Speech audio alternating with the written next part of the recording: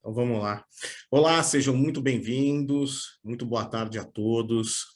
Mais um painel da Semana da Família, realizado pela CIMEC, tá? Com apoio institucional da ENAPRES, a Escola Nacional de Prevenção e Solução de Conflitos do Ministério da Justiça. Hoje um dia muito especial, um painel para falar de guarda, alimentos, visitas, e hoje temos três convidadas extremamente ilustres, as quais eu admiro muito, e eu estou muito curioso aqui para aprender com elas também. A nossa primeira convidada, dispensa comentários, doutora Fernanda Tartucci, é presidente da Comissão de Mediação, da Comissão, né, de Soluções Consensuais da OAB de São Paulo, a doutora Patrícia Coelho, presidente da Comissão de Mediação da OAB Jabaquara, e a doutora Lalisa Froeder, que ela é chefe do Núcleo de Prestação Internacional de Alimentos da Secretaria Nacional de Justiça.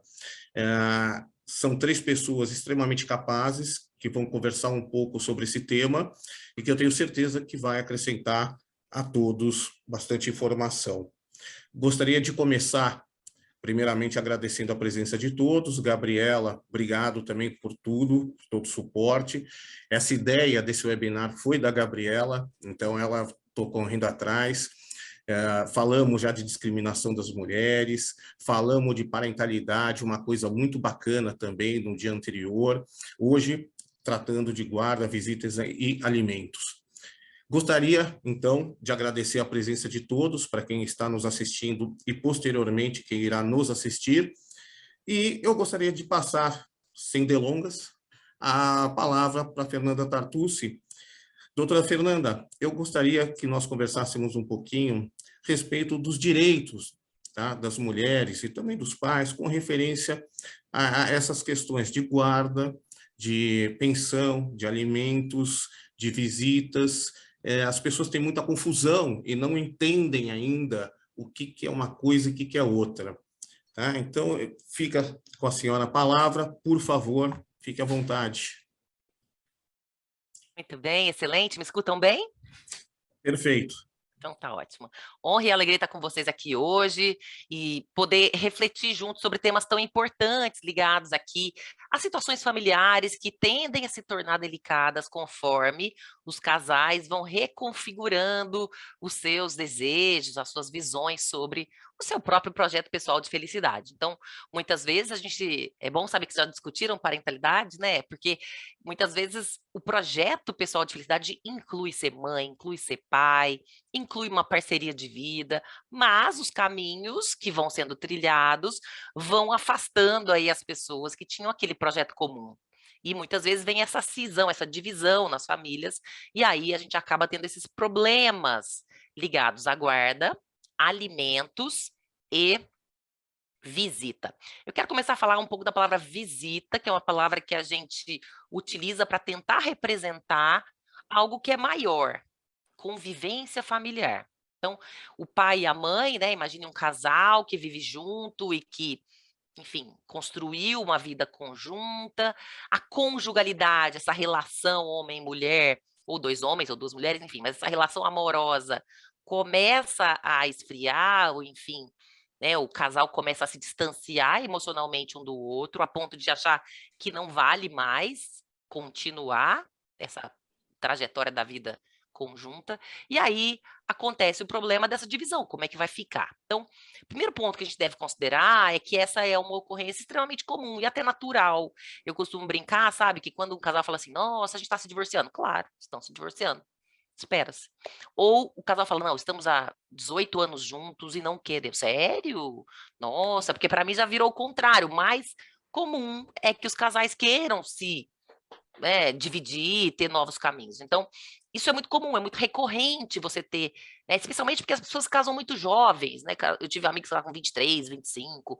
Eu casei com 33, achei que era nova, né? Mas muita gente se casa muito jovem, em que o próprio projeto pessoal de felicidade ainda está sendo formado. Então, é muito comum que, enquanto esse casal está junto, essa conjugalidade vai levar a algumas concessões. Então, vamos imaginar um pai ausente, que mal fica em casa. A mãe sempre foi a pessoa que cuidou mais dessa criança, até por elementos culturais, isso é muito recorrente. O cuidado, muitos dizem, é feminino. Então, a mãe foi a pessoa que tinha a responsabilidade maior, o pai classicamente ajudava na medida da sua possibilidade, liberdade. Então, é, é muito comum que aconteça isso, o pai, nessas uniões, especialmente no final das histórias conjuntas, né? Porque uma coisa é o começo, o meio pode ter várias experiências ao mesmo tempo, e o fim.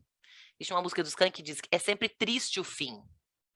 Porque o fim é aquele projeto pessoal de felicidade que se revelou insustentável, e, portanto, essas pessoas vão ocupar caminhos diferentes. Então, quando esse casal resolve conjuntamente, dizendo, olha, não dá mais, você também sente isso? Esse casal que conversa e que consegue estar na mesma página ao mesmo tempo, infelizmente é raro. Muitas vezes, uma pessoa do casal já percebeu que não está bem a situação, geralmente a mulher, muito atenciosa, fala, não está legal isso aqui, vou tentar recuperar esse casamento, essa união estável, vou me dedicar, vou tentar recuperar a parte amorosa.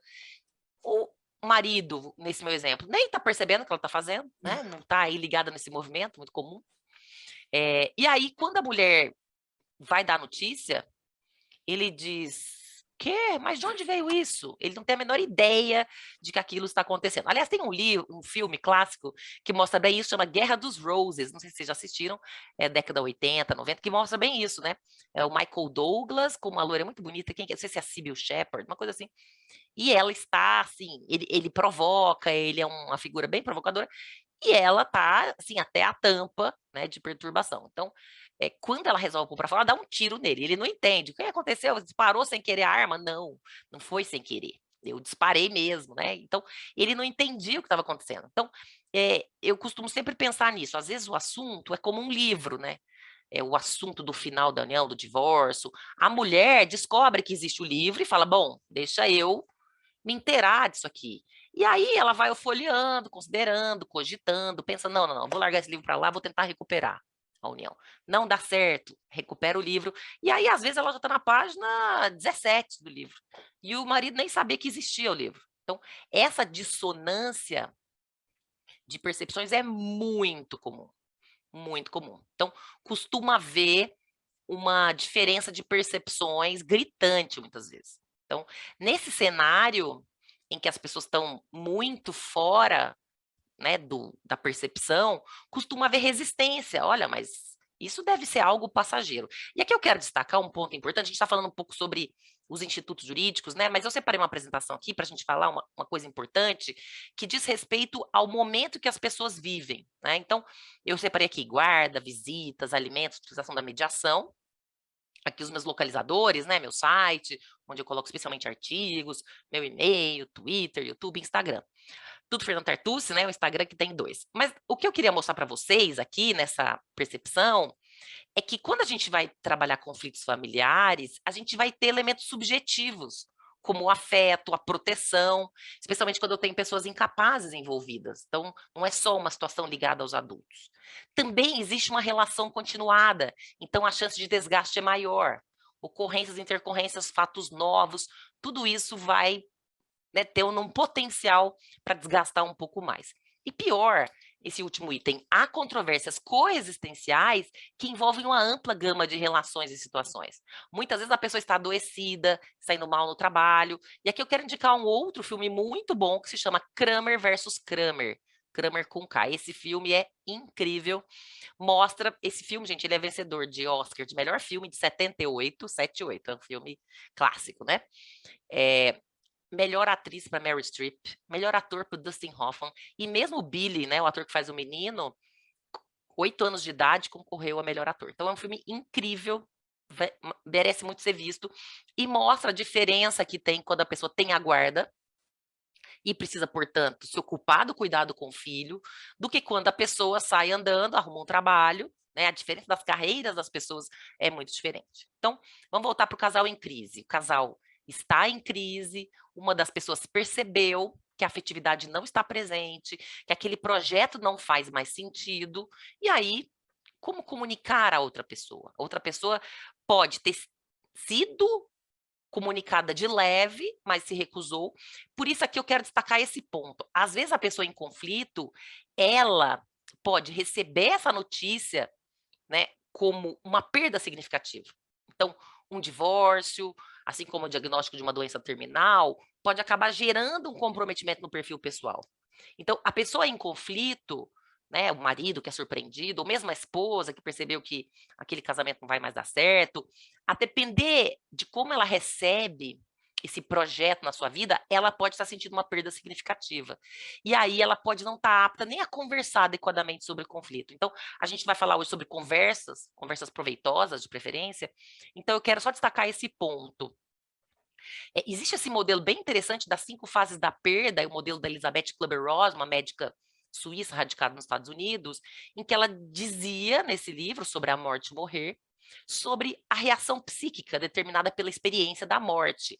Morte lida aqui como perda no nosso caso, né. Então, o que se entende? Que qualquer forma de perda catastrófica, desde a morte do ente querido até o divórcio, qualquer mudança pessoal significativa pode levar a esses estágios. Então, hoje em dia, eu trabalho, por exemplo, ocupo uma centralidade imensa na vida das pessoas. Então, às vezes, uma demissão do trabalho onde aquela pessoa trabalhava há décadas ou há 10 anos, uma demissão súbita também pode gerar esse sentido dessa perda. E a pessoa pode passar por essas etapas. Então, 5 fases da perda ou 5 fases do luto.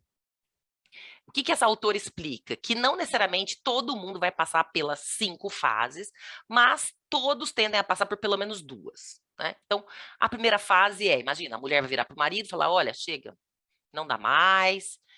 A primeira reação natural é negação: "Não, isso não está acontecendo. Você está com TPM? Você conversou com a sua amiga que não gosta de mim? Não, você está nervosa", né. Ele nega. Essa é muito comum, porque é uma fase de tentar, né, afastar aquele problema que está chegando. Mas não é uma fase sustentável por muito tempo, porque a pessoa já não está mais lá, aquela intenção é firme, e aí pode existir uma segunda fase que é a raiva, né. Muita raiva, como que a pessoa faz isso? Destruiu o meu ninho, né, essa parte da minha vida estava resolvida, agora eu vou ter que ir pra luta, começar tudo de novo. Então é uma fase também muito comum. A terceira é a da barganha, ou negociação. Às vezes a pessoa fala: "Olha, vamos fazer um pacto aqui, né, vamos tentar de novo, vamos voltar". Então é uma fase que é um pouco confusa, porque a pessoa ainda não está aceitando plenamente, mas ela já começa a ter um movimento, né, um pouco melhor. Mas aí quando está melhorando, piora de novo, que a quarta fase é da depressão. Tristeza, né, falta de vontade, até que quinta, a aceitação, que não é uma fase feliz, embora aqui o bonequinho seja feliz, é uma fase neutra, mas fala: "Quer saber? Vida que segue". Então, muitas vezes as pessoas que estão disputando situações ligadas à guarda, a visitas, convivência familiar e alimentos podem estar nessa fase. Então, eu advogo na área de família há um bom tempo, e eu gostei de ler isso, porque não está no direito, mas é uma fonte de conhecimento sobre a humanidade, no sentido das reações sobre as perdas. E muitas vezes acontece isso, então o pai da criança fala: "Não, isso não está acontecendo", ou fica com muita raiva. Então, vamos pensar um pouco nessa situação, tá? Esse casal, enquanto estava junto, como é que lidava com a situação da convivência familiar? Em relação à guarda e em relação à convivência com os filhos. Um padrão muito comum é que o final do casamento já está ruim. O homem, muitas vezes, tem uma conduta que é assim: "Ah, eu vou deixar ela quieta, porque vai que ela se resolve sozinha", né. Às vezes tem uma visão um pouco assim: "Vai que", né. Um otimismo exagerado aqui, né, expectativa irrealista, eu brinco, mas ele deixa a mulher quieta e, né, fica menos em casa. Então, muitas vezes, aquele final de casamento já é muito ruim. Ela já está praticamente com a guarda no lateral do filho, porque é ela que toma todas as decisões, né, então o poder familiar, enquanto, né, exercício das responsabilidades com o filho já está com ela. O pai mal fica em casa, então a convivência com o filho é muito baixa. Em relação às despesas da casa, eles não se comunicam direito. Então algumas coisas ela já compra, já nem fala para ele. Então, de alguma maneira, o final da união estável, do casamento, acaba já sendo meio que um test drive. Que falta que ele vai fazer aqui? Ele já está ausente mesmo. Então, isso é muito curioso, porque quando o pai é surpreendido, olha, então é o seguinte, você já está saindo mesmo, você mal fica em casa, vai ser guarda unilateral. Então vamos entender um pouco esses conceitos, né? É importante entender. Pai e mãe, ou mãe e mãe, ou pai e pai, enfim, aqueles que são genitores da criança têm o que a gente chama de poder familiar, que é um feixe de atribuições ligadas ao dever de cuidado e algumas situações aí, né, específicas que o sistema jurídico vai estabelecer. Então, o genitor e a genitora, vamos pensar num casal heterossexual, eles, sendo pai e mãe, têm o poder familiar. No passado, falava assim, pátrio poder, porque o pai tinha essa ascendência maior, dado, né, o sistema de patriarcado estrutural, e a gente evoluiu para dizer, não, mas não é só o pai que tem poder, não é só pátrio, temos o poder familiar. Então, é esse feixe de obrigações e direitos em relação a essa filiação, a esse filho, a essa mãe. Do que é guarda? Então, para a gente entender um pouco. Então, o pai e a mãe têm poder familiar? Tem. Durante o casamento? Tem. No final do casamento? Também. Então, eles sempre vão ser pai e mãe da mesma criança, dos mesmos filhos. Por isso a gente fala que o casal conjugal pode acabar, mas a dupla parental, não. Essa é eterna, né? Quando a pessoa for se casar, se ela for mandar um convite de casamento, vai estar lá o nome do pai. Ainda que morto, em memoriam. Aquele foi o pai daquela pessoa. Então, o que é a guarda, então? E é bom a gente falar disso, porque é muito confuso. Né? A própria legislação, ela fala, a guarda compartilhada é a responsabilização conjunta. Não é isso é poder familiar. O que é guarda? Então, eu quero usar essa palavra. A palavra guarda, gente, assim como a palavra visita, está sendo meio revista, tá? Porque guarda parece objeto, né? Vamos guardar o objeto. Mas os americanos usam custódia. Também é uma palavra ruim, porque parece que lembra penal, né? Mas a guarda, quando a gente fala em guarda, a gente está pensando na custódia física. Quem é o genitor ou a genitora que tem os cuidados do dia a dia com essa criança na maior parte do tempo?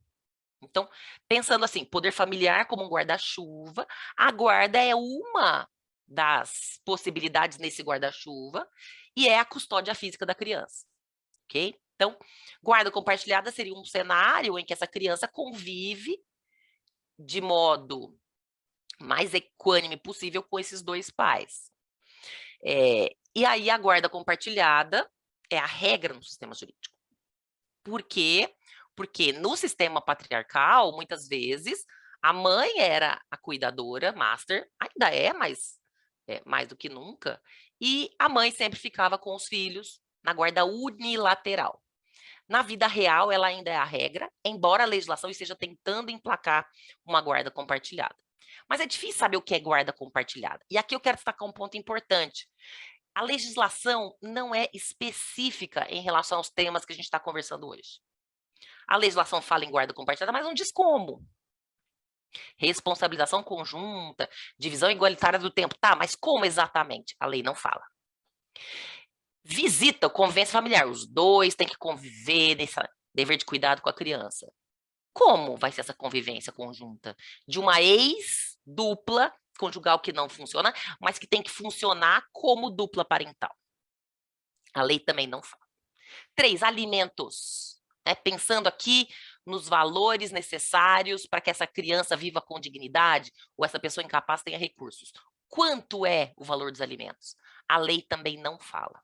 Então, é muito importante a gente lembrar disso, porque a gente tem padrões, costume judiciário. É verdade que o pai da criança pode ter que pagar até 30% do que ele ganha, até 1/3 do que ele ganha. Isso não está escrito em lugar algum em termos de norma, de lei, não está na lei. Isso é aplicado pelos tribunais caso a caso. E também não é assim. Então, se o pai da criança ganha 100 mil, é garantido que a criança vai receber 33? Não. Quando a gente vai ter a fixação dos alimentos, a gente considera pelo menos um trinômio, né? 3 aspectos. Necessidades da criança, quanto que as crianças gastam? 3 salários mínimos. Bom, então por que receberia 33 mil? Possibilidade do pai e proporcionalidade entre esses dois valores. Por isso é um trinômio, necessidade, possibilidade, proporcionalidade. Então, a gente vai ter uma construção. Por que a gente não está falando da eficácia da mediação? Porque o pressuposto de qualquer situação conflituosa é que quem melhor conhece os detalhes dessa interação é a parte envolvida ou uma terceira pessoa que ficou sabendo depois da ocorrência? A resposta é, ué, as próprias pessoas envolvidas são as que mais sabem, as que mais têm conhecimento dos detalhes, sim. Então, a partir do momento que elas tentam conversar, vamos pensar na conversa direta, uma negociação direta, e elas não conseguem conversar, qual é o caminho? Ah, vamos ter que levar para o juiz decidir quem tem razão. Será que esse juiz, essa terceira pessoa, que não conhece a situação dessa família específica, ele é a melhor pessoa? Quer dizer, conversa direta não funcionou, eu já vou direto para o juiz?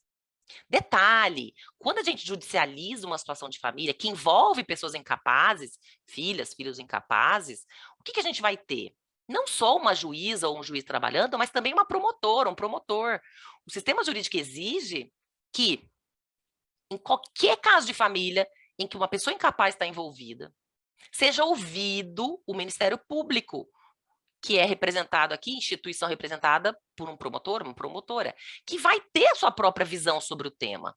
Então, olha que interessante. O casal está se divorciando, eles estruturaram a vida deles do jeito que eles queriam, porque eles estavam exercendo sua liberdade, sua autonomia privada. Agora, no final da união, não estão conseguindo conversar direito.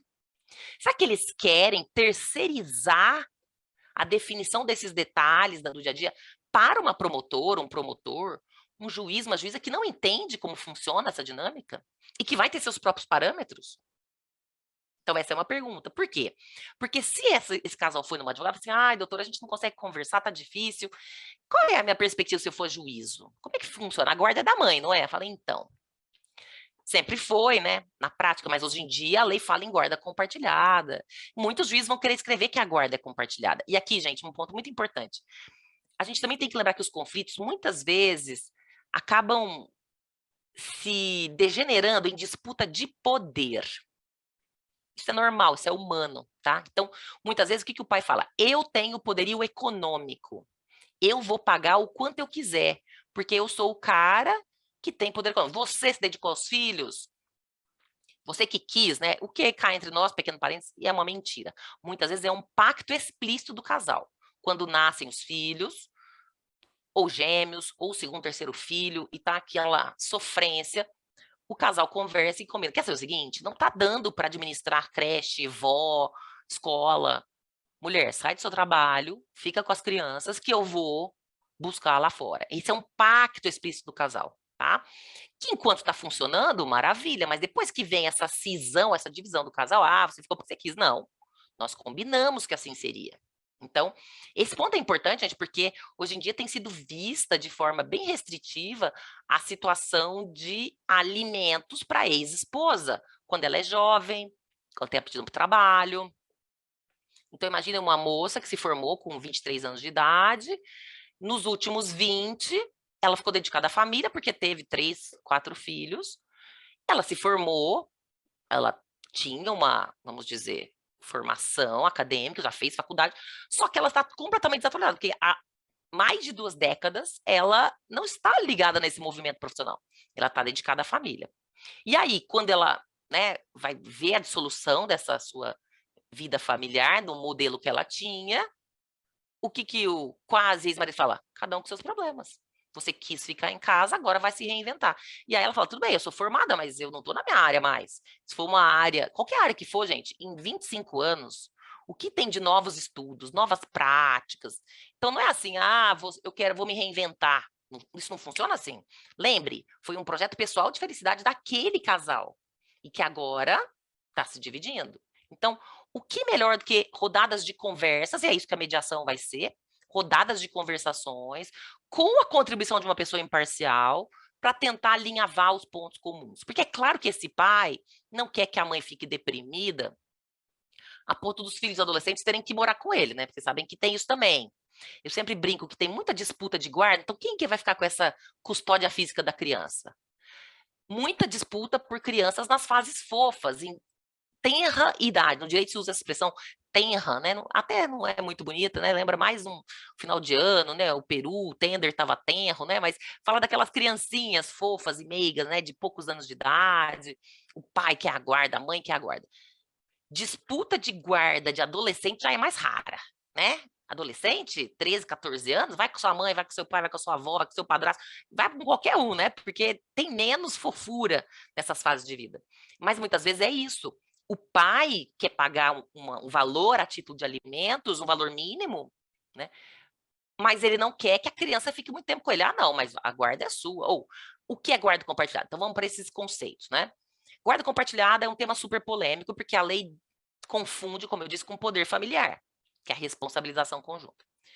E aí, o que seria guarda unilateral? É aquela em que a custódia física fica majoritariamente com uma das pessoas genitoras, né? Então, vamos imaginar o exemplo clássico. A guarda física, custódia física, fica a maior parte do tempo com a mãe, e o pai tem direito de conviver com essa criança ou com esse adolescente pontualmente a cada 15 dias. Então, esse é o modelo clássico de guarda unilateral, ok? Então, a cada 15 dias alternados, ele vai pegar essa criança, numa sexta-feira busca na escola, fica final de semana, devolve domingo, 5 horas da tarde, ok? Também os dias das mães, a criança fica com a mãe, dia dos pais fica com o pai, e férias são divididas, ok? Metade das férias de julho com um, né, a primeira metade com um, e depois em janeiro, né, segunda metade com o outro, e assim vai, ok? Bom, aí veio o sistema falar, não, não, não, isso não é bom para criança, tem que ter o máximo de convivência, vamos colocar guarda compartilhada. Mas, de novo, a lei não disse o que é guarda compartilhada. Falei, bom, e agora? Ah, alguns disseram, vamos colocar quarta-feira também, mais um dia da semana. Então, chamam de guarda compartilhada, exatamente o mesmo modelo, só que eles falam assim, em vez de falar assim, a guarda lateral da mãe, eles falam, a guarda compartilhada tem como lar de referência a casa da mãe. Porque também se criou essa expressão, né? E por quê, gente? Porque existe um preconceito em relação à guarda alternada, ok? O que seria a guarda alternada? Eu acho que é um preconceito porque pode funcionar, e recentemente uma amiga minha passou por isso. Ela tem 2 filhos adolescentes, um de 15, um de 17, estava se divorciando do marido e estavam combinando como é que ia ser a guarda, né? Os filhos falaram assim, mãe, pai, a gente quer ser ouvido também. Justo, até aí tudo certo. Só que é o seguinte, esse negócio de ir e voltar final de semana, dia da semana, não dá. Vocês estão morando muito longe, é verdade, né? Um mora a quilômetros do outro. Então a gente quer fazer o seguinte: 15 dias no na casa do pai, 15 dias na casa da mãe. Quartos na casa dos dois, né? E se tiver uma festa que é mais perto da mãe, mais perto do pai, a gente vai organizando. Então, os pais se olharam e falaram, faz sentido, porque esse ir para lá e para cá, concorda? A gente está numa capital, né? Uma das maiores cidades do mundo. O trânsito aqui vamos dizer, assaltante de tempo de vida, porque é 1 hora para ir, 1 hora para voltar. Faz sentido? Na minha visão, fez total sentido. Mas, se a advogada dessa minha amiga levasse exatamente essa narrativa para um promotor de justiça, e tem que levar, né, gente? Porque nos conflitos que envolvem incapazes, mesmo que esse casal esteja de acordo, antes disso se tornar plenamente eficaz, tem que passar pela análise do Ministério Público, está na lei. Ia chegar lá no Ministério Público e falar, o quê? 15 dias para cá, 15 dias para lá? Não. Guarda alternada, não gosto. E por que tem um preconceito? Muitos acham que é ruim para criança. Criança ping-pong, fica para lá e para cá, não tem referência. Então, o que eu começava a falar assim? Não, não, não. Mas qual que é o lar de referência? Pô, mas se eles vão ficar 15 dias na casa de um, para que eu vou ter referência? E isso, me parece, ainda é um ranço daquela visão da unilateral. O que a advogada escreveu? Lar de referência é a casa da mãe, que vai que precisa, né? E aí, gente, olha que interessante também. Quando você tem incapaz, eu já falei, Ministério Público, os juízes vão olhar. O que esses pais combinaram? Não precisa ter alimentos. Por quê? Porque se os meninos vão ficar 15 dias na casa de cada um, nós vamos pagar as despesas da casa. Para combinar certinho, um pagou a escola de um, o outro pagou a escola do outro, que era mais ou menos equivalente, né?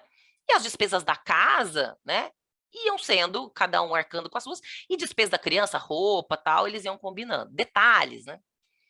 Mas aí, o que a advogada falou? Olha, nesse fórum, esse juiz, esse promotor, não gostam de acordo em que os filhos incapazes ficam sem alimentos.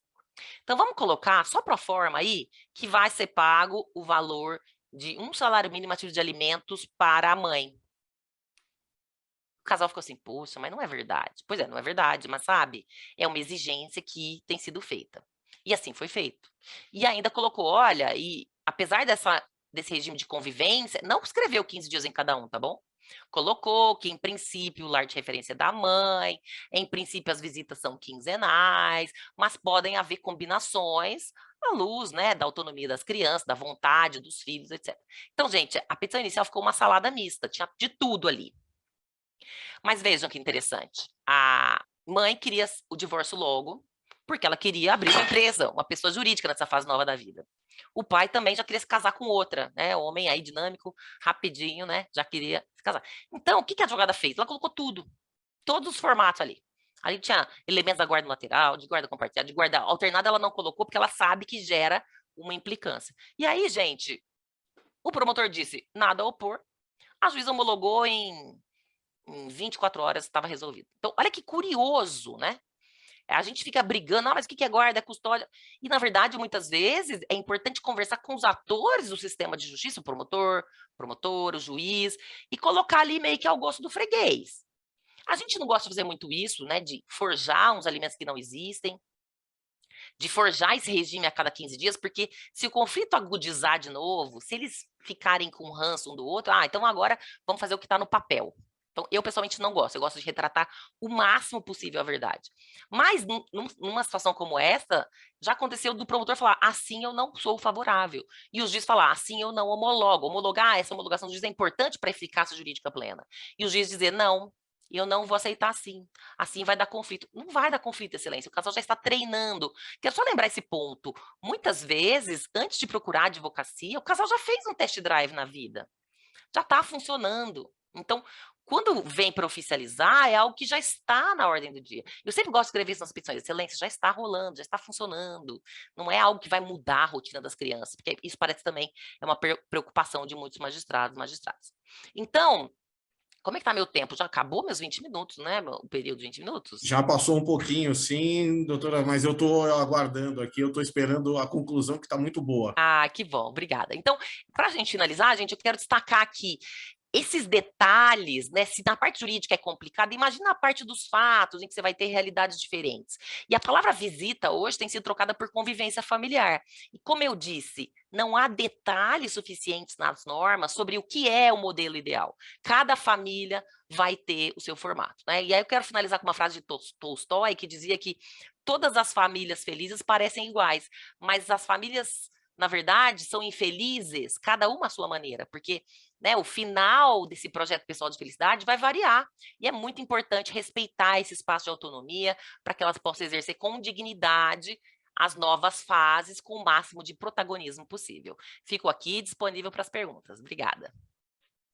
Doutora, já temos aqui, pelo menos comigo, 3 perguntas, tá?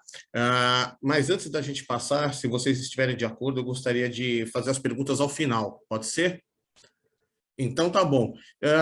Muito obrigado, foi extremamente esclarecedor. Eu queria passar a palavra para a doutora Patrícia, que é da comissão, presidente da Comissão de Mediação da OAB do Jabaquara, e aí, complementando, então, a fala, que eu tenho certeza que é da capacidade da Fernanda, eu sei que ela poderia complementar isso, mas em função do nosso tempo. Patrícia, eu gostaria que você comentasse alguns pontos e alguns aspectos do que a mediação pode ajudar essas questões. Então, o que a mediação pode fazer, você que é uma pessoa que trabalha na área de família, trabalha dentro do Sejusc também e trabalha como presidente da comissão, e se a OAB também tem algo para ajudar os advogados que precisam de um suporte com a mediação.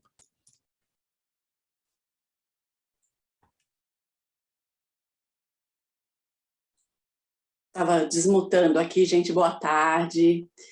Quero agradecer o convite, dizer que sou fã incondicional da Fernanda, ouço ela falar, assisto as lives dela, as palestras, gosto do sotaque dela, acho que aproxima, e um ponto interessante da mediação e da conciliação é exatamente o acolhimento e quando a gente se identifica. Então, e os demais presentes aqui, toda a minha alegria em compartilhar, dizer que hoje sou presidente, né, da Comissão de Mediação da OAB Jabaquara e que meu caminho foi um pouquinho inverso.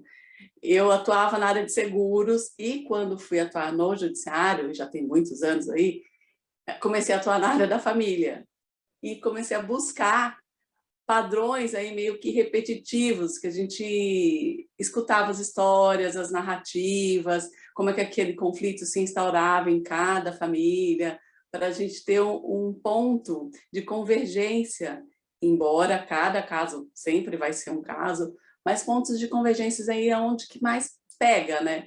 E aí, trazendo um pouco da fala da Fernanda Tartucci, qual é a expectativa e qual é a realidade, né? A expectativa, geralmente, das pessoas é: vou me separar, então eu sou muito próximo do meu filho, vou ver todo dia ele, e a minha esposa já concordou com isso, e a gente começa a perguntar no dia a dia qual é o horário de trabalho dessa pessoa, e ela mora na Zona Leste, o filho está lá na Zona Sul, ele é o dono, né, para poder sair a hora que quiser, para buscar todos os dias na escola, o filho na escola. Não, ele não é o dono da escola, ele tem que pedir autorização para o patrão.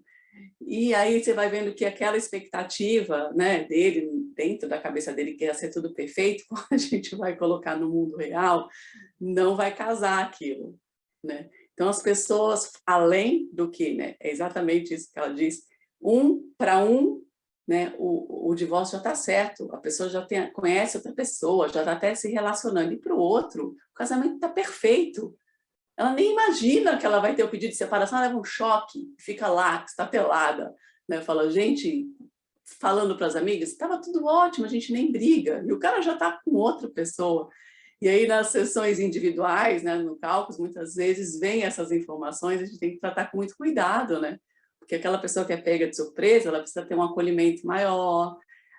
Eu sei que tudo vai ser equilibrado, mas a gente precisa dar uma atenção para aquela pessoa que é pega de surpresa, que não estava esperando uma separação, e que aí tudo vai se desenrolar de uma forma diferente, porque ela não pensou nos valores da pensão, ela não pensou como é que quem vai levar a criança na escola, que antes era o pai, ela não dirige, mas ela acaba aceitando qualquer valor, porque muitas vezes ela quer agradar, porque ela foi pega de surpresa, ela pensa que vai voltar naquele relacionamento.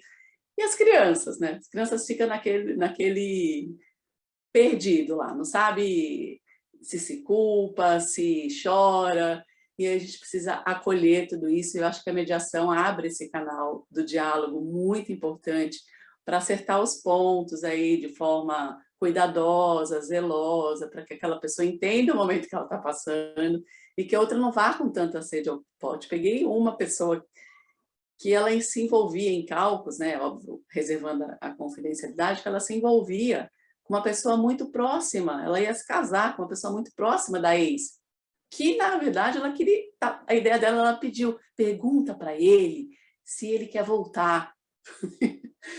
Então a gente precisa, e estava muito longe, né? Então a gente vai fazendo as reuniões individuais e falando com muito cuidado. Na confidencialidade, é óbvio que a gente não poderia contar a parte dele, mas a parte dela, ela queria que pedisse. Então, a gente vai manejando conforme as nossas ferramentas, né? Para não trazer nenhum trauma que a pessoa leve depois para a vida. Eu escutei o CEO, li, na verdade, uma matéria, não sabia onde, falando era da Black Decker, né? Perguntando para os executivos qual era a principal função da Black Decker, e eles falavam, é uma furadeira individual para cada um. E aí o CEO falava, não, é a experiência do furo que a gente faz na parede, porque é isso que a gente faz, furo na parede, que essa experiência seja a melhor possível. E aí eu já linkei com a mediação que essa experiência para essas pessoas tem que ser uma experiência, no mínimo, que seja útil para a rotina delas. Então, a gente vai encontrar pessoas muito humildes, né, que a gente vai trabalhando aos poucos, e outras pessoas nem tão humildes assim, com patrimônios altos, e que a gente precisa traçar aí junto, aí, trazendo a multidisciplinariedade, profissionais da área financeira, contadores, profissionais que ajudem essa pessoa que estava, como bem colocou a Fernanda, que estava lá cuidando dos seus filhos, que foi um pacto que ela fez no casamento, acreditando na felicidade, acreditando, né? Eu mesmo casei com 23, eu sou casada até hoje, né? Uma exceção. Mas acredito, tem gente que, né, acredita que aquilo vai ficar até o final, e tive amigas no meio do caminho que já se separaram faz muito tempo, né? Mas você acredita naquilo, você cuida dos seus filhos, você larga a sua profissão. você está achando que nem tem briga e o cara já está com uma outra pessoa e os filhos ali, e você perde o chão. Eu tive uma cliente que ela estava com 47 quilos, ela secou de tamanha o desespero de saber que o casamento acabou, como é que ia ser a vida dos filhos, e essa questão da guarda, né, de ser compartilhada, de compartilhar os valores, quais são os valores justos para aquelas pessoas, como é que a gente chega nesse denominador, conversa com um, conversa com o outro, mostra, porque a expectativa, às vezes, da própria pessoa, que é o provedor, que vai pagar, é interessante, como eles falam, não, ela vai gastar com ela mesma, ela vai fazer churrasco, ela vai pintar a unha, e meu filho vai ficar lá largado. E nem sempre é assim, né? Ela vai sim dar uma boa educação para o filho, ela vai sim usar aquela pensão que o pai acha que é para ela encontrar com outras pessoas, ficar linda, e você ouve todos os tipos de contextos, né? Onde o cara fala, não, ela vai voltar para a prateleira, e você fala, oi? Né? E vai deixar meu filho largado. Então, são coisas que a gente pega no dia a dia, que a gente vai ressignificando aquilo. Tanto para aquela pessoa que está totalmente fora, né, do contexto, achando que a pessoa vai usar a pensão de forma que não para com o filho, como aquele outro pai que é muito responsável, que quer ver o filho, que quer estar junto, e que daí a mãe, né, exercendo aquele, eu sou uma leoa, eu não vou deixar de jeito nenhum, ela escolheu ele para ser o pai. Né? Ela escolheu, no momento do bem bom, estava lá, maravilhoso. Ele não pode chegar perto mais, porque ele está com uma pessoa que não presta, não confia naquela pessoa, ele não vai ver. E aí ela começa a criar um monte de obstáculos, ela não vai ver a criança, ele não vai levar para a casa dos avós, porque os avós dão comida que eu não gosto, né? Não é, dão chocolate, a criança... E é o dia a dia, gente. O mediador ele vai trabalhar com as versões, todos os processos, né, envolvem contar narrativas pela sua perspectiva, pelo seu olhar da pessoa, né, pela sua cultura. E o mediador está lá não para julgar, mas para escutar essas versões, ressignificar, colocar novos contextos, novos valores, mostrar para a pessoa que muitas vezes aquilo está na expectativa, na realidade, não é o que acontece na prática. Né? A gente tem experiências, a gente pode fazer comparativos, experiências daquilo que deu certo, daquilo que não deu certo. O Ministério Público, né, muitas vezes não vai ser favorável a essa guarda alternada. Tive um susto, cheguei numa audiência e aí a ideia veio do juiz, vamos fazer alternada, e fica uma semana na casa de cada um. Eu falei, oi? Não vou falar o fórum aqui, mas até poderia falar. Daí eu falei, nossa, mas que moderno, né? Eu falei tanto para o meu cliente que ia ser impossível. E a gente com aquela cara, né, de pastel. Falei tanto e aí uma semana na casa de um e de outro. E compartilhando uma experiência prática, recebi um pedido de uma guarda nidal. Falei, gente, que isso, né? O que essa guarda nidal, o doutor Fernando deve saber aí, mas o que será isso? E aí foi pesquisar, estudar e conversar com colegas, enfim. E é diferente essa guarda nidal para quem não conhece, é interessante, geralmente para pessoas que têm, né, um poder financeiro um pouquinho maior, a criança tem as crianças, os filhos têm a sua própria casa, era um casal de médicos, eles tinham uma rotina de plantão, enfim, então para eles era muito cômodo que a criança ficar sempre no mesmo imóvel, na mesma casa, na mesma residência, e os pais é que iam para lá. Então, eles iam a cada 10 dias, aí depois iam embora e chegava o outro pai, e eles moravam todos no mesmo condomínio. Então, a gente ainda não chegou ao final dessa mediação, depois a gente pode até contar, mas eu sinceramente, para mim é algo novo, nunca tinha pego assim, achei interessante, mas de fato dá uma segurança. A criança tem, se é para uma perspectiva de a criança ter uma residência, um local, reconhecer seu ambiente, o quartinho dela vai ser sempre o mesmo, a casa, os amiguinhos no condomínio sempre o mesmo, então ela vai ter aquela segurança, e os pais é que vão se mudando. Então, como tem são torres, né? Cada um está numa torre e eles vão para a casa da criança aí de acordo com seus plantões, de acordo com as suas rotinas, e eu faço muito isso que a doutora Fernanda colocou aqui, ou a Fernanda, não sei como ela prefere ser chamada, já existe isso, eles já fazem, viu, Excelência? Já fazem isso, ó, 10 anos que eles estão fazendo isso. A gente vai interferir aqui, vai mudar e pode ser que aí não dê certo, né? Então já está essa rotina que pode ser um pouquinho maluquinha para eles, mas é o que dá certo. E não é a rotina deles, né? Não é eles que vão decidir o que é melhor, o acordo de vontades não é empoderá-las para elas chegarem à melhor rotina, ao melhor acordo, ao melhor resultado. E eu trago isso, tento trazer dentro de muita tristeza, né, que é a relação da separação, do divórcio, com muita leveza, com muita tranquilidade, respeitando o tempo de cada um, trazendo a escutativa, trazendo esses combinados, mostrando que muitas vezes a expectativa não vai combinar com a realidade, e que muitas vezes esses xingamentos que viram vinganças, ou que o filho vira moeda de troca, vai prejudicar só a criança. Porque no final as decisões são muito parecidas às decisões judiciais, né? Para quem atua aí no judiciário, enfim, elas são muito parecidas.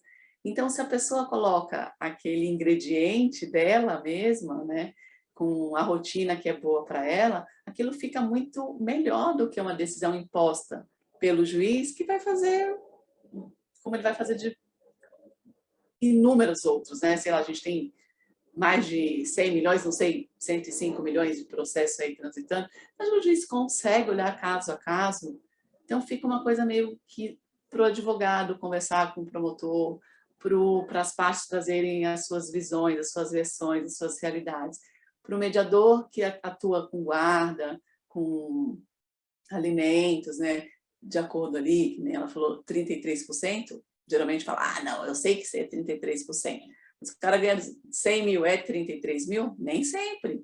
E aí o advogado da outra parte já vem, vamos traçar todas as despesas dessas crianças para ver quanto chega, e aí sim montar o valor. Né? E já tive até advogados falando, não vai falar quanto ele ganha, né? Vamos montar quanto a criança gasta. E existem inúmeros causos, né? Inúmeros causos, inúmeras histórias. Eu poderia aqui contar diversas coisas interessantes, que tive êxito, e diversas coisas que foi o caos. Né? A gente não é sempre que tudo dá certo, não é.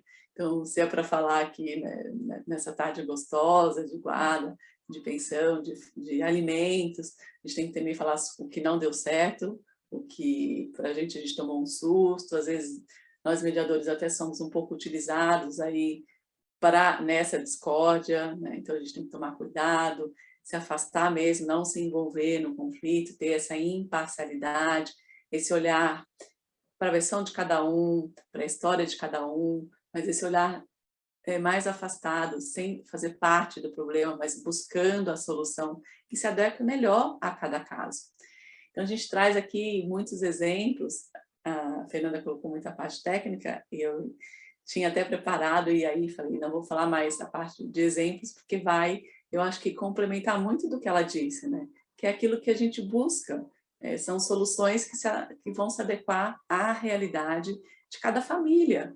Né? A família é tão importante, a gente dá tanto valor, né? A gente fala, nosso embasamento é a família. Então, a gente vai construir uma família em alicerces seguros, ou a gente vai simplesmente levar aquilo para alicerces que vão afundar na rotina de cada um? Como é que a gente faz isso? E são as próprias pessoas para descreverem os seus ambientes. Né? E eu digo isso pegando pessoas que atuam no Sejus extremamente simples, e pessoas que têm poder financeiro e podem e querem lidar, pais que não querem pagar e outros que querem muito, mas tem o obstáculo da mãe, que quer uma moeda de troca, e ela fala, não pagou pensão? Não vai ver. E a gente sabe que não é assim. Uma coisa não está relacionada com a outra. Né? Então, o direito de convivência, né? O termo visitas ou convivência, é um direito dos filhos. Né? A pensão é um outro departamento. Né? Outra caixinha, né? Cada um na sua caixinha, cada um no seu quadrado. Não é uma moeda de troca, ou paga ou não vê. Ou começa a dificultar porque tem outras experiências, ou porque não gosta da ex-esposa, enfim. é essa adequação. A mediação, eu acho que ela dá certo exatamente porque a gente convida essas pessoas, que são pessoas humanas da nossa sociedade, que a gente vê todos os dias, a gente convida elas para trazerem as suas realidades, para contarem as suas histórias, para construírem juntas, né, juntos, entre eles e junto com o mediador, a melhor solução. A melhor solução pode não ser a melhor solução para o Poder Judiciário, né, para o Ministério Público, mas é a melhor solução para eles. E aí essa mudança aí de cultura que a gente vem buscando há tantos anos aí na mediação, eu sei que todos aqui buscam isso, e eu não sei aí como está meu tempo, se já passou, se não.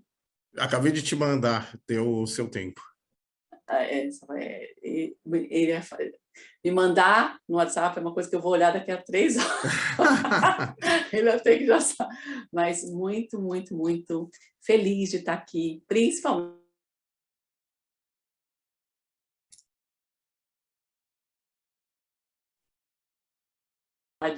Aprendo muito. E aprendo a cada dia. Eu acho que é isso que a gente precisa fazer em toda a nossa sociedade. Estão presente, é claro, e fico aí à disposição das perguntas. Muito obrigado, Patrícia. Eu já tenho perguntas também, tá? Tenho perguntas referentes à mediação também, que depois a gente põe ao final. Para a gente dar continuidade, eu gostaria de dar a palavra para uma pessoa que eu estou super, super curioso para saber, que é a doutora Lalisa. Ela é chefe do Núcleo de Prestação Internacional de Alimentos da Secretaria Nacional de Justiça. E ela conseguiu confirmar a participação dela hoje. Seja muito bem-vinda, doutora Lalisa.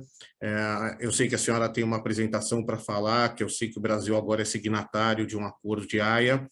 Então, você está nos ouvindo, se puder compartilhar, eu agradeceria demais, porque acredito que todos vão ter interesse nessa matéria. Posteriormente, eu vou passar para vocês as perguntas, que eu já tenho aqui 1, 2, 3, 4, 5, 6 perguntas. Boa tarde a todos.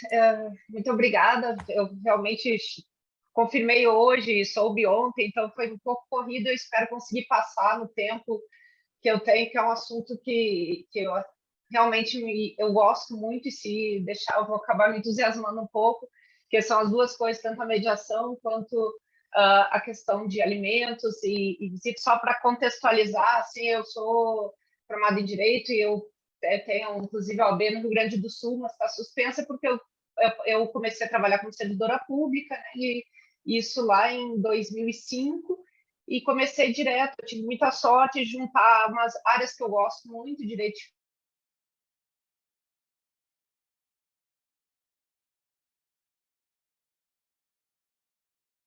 a implementação da Convenção de 80, e foi um trabalho bem desafiador para a gente aprender, porque o Brasil não tinha essa cultura, não tinha esse... A gente até tratados, mas toda a cooperação jurídica internacional foi se construindo nesses últimos 20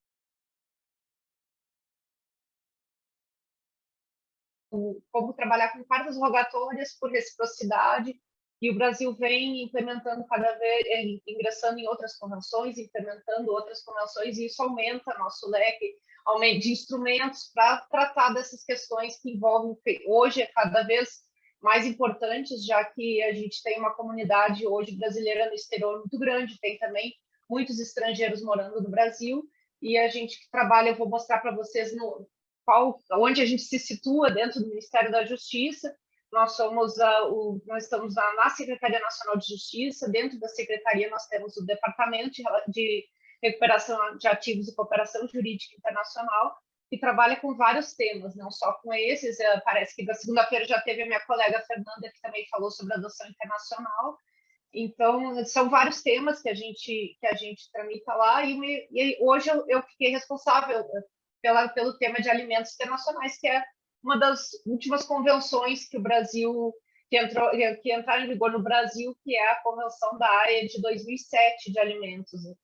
E, enfim, e quanto à mediação, só para ver como as duas coisas se misturaram, eu trabalhei por um tempo na ENAM, antiga ENAM, que hoje é na PRES, né, com políticas de mediação, políticas de solução de conflitos, e isso é o que eu levei para o meu trabalho, esse foi um intervalo quando eu deixei de trabalhar com subtração e eu tive a chance, então, de mesclar esses conhecimentos e levar esse trabalho da mediação para a área tanto de subtração até 2019 e depois agora para alimentos, que a gente ainda está tentando. É um desafio diferente, a gente tem mais dificuldade, de certa forma, com alimentos, não tanto de fazer a mediação, mas de conseguir que as pessoas se interessem, né, as partes se interessem e se engajar na mediação. Eu vou mostrar, então, um pouquinho do que a gente tem feito lá, até para vocês conhecerem. Se eu estiver passando do tempo, me avisem, porque acaba que a gente se entusiasma, assim. Não se preocupe, eu passo as mensagenzinhas aqui no chat, te alertando do tempo, tá, doutora? Tá bom.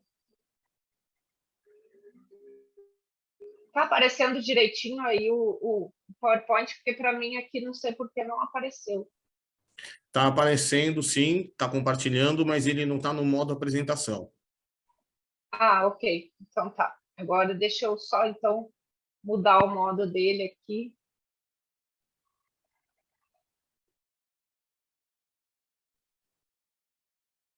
Só um minutinho. Sem problema.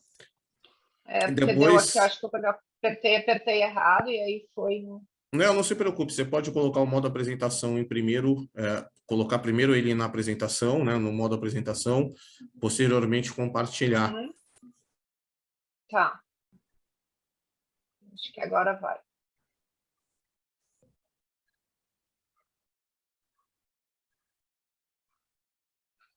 Então, eu vou tentar mostrar Perfeito. aqui um pouquinho do que a gente faz. A gente tem trabalho, toda a apresentação vai ser em relação a essa convenção, mas como eu vou falar um pouco de mediação, também envolve um pouco subtração, porque uma das coisas que a gente viu logo no início ali do trabalho com os casos de alimentos é que muitos casos de subtração internacional se transformavam em casos de alimentos também, ou tinham algum elemento que em algum momento. Então, é muito difícil falar dessas convenções como separadas, elas são, inclusive, na AIA, consideradas como as convenções de proteção à infância, elas estão numa categoria da Conferência da AIA de Direito Internacional Privado como convenções de proteção à infância, que envolve alimentos, subtração, adoção internacional, e tem uma convenção que nós não somos partes ainda, que é de 1996. Então, essas 4 convenções são as convenções que tratam do direito das crianças. Aqui, eu vou pedir licença para passar rapidinho esse vídeo, porque eu acho que ele resume muito mais do que eu vou poder falar, e ele só tem 2 minutos e meio. Ele é de uma organização de mediação, que é uma organização internacional, que lida com esses casos. Aqui é mais focado em sequestro, mas a gente tem esse trabalho, a gente sabe, todo mundo que trabalha com mediação sabe que as coisas não são separadas em caixinhas e que uma coisa sempre depende da outra. Então, subtração também depende muito de um acordo sobre alimentos, sobre guarda. Então, esse é para vocês conhecerem um pouquinho desse trabalho dessa instituição.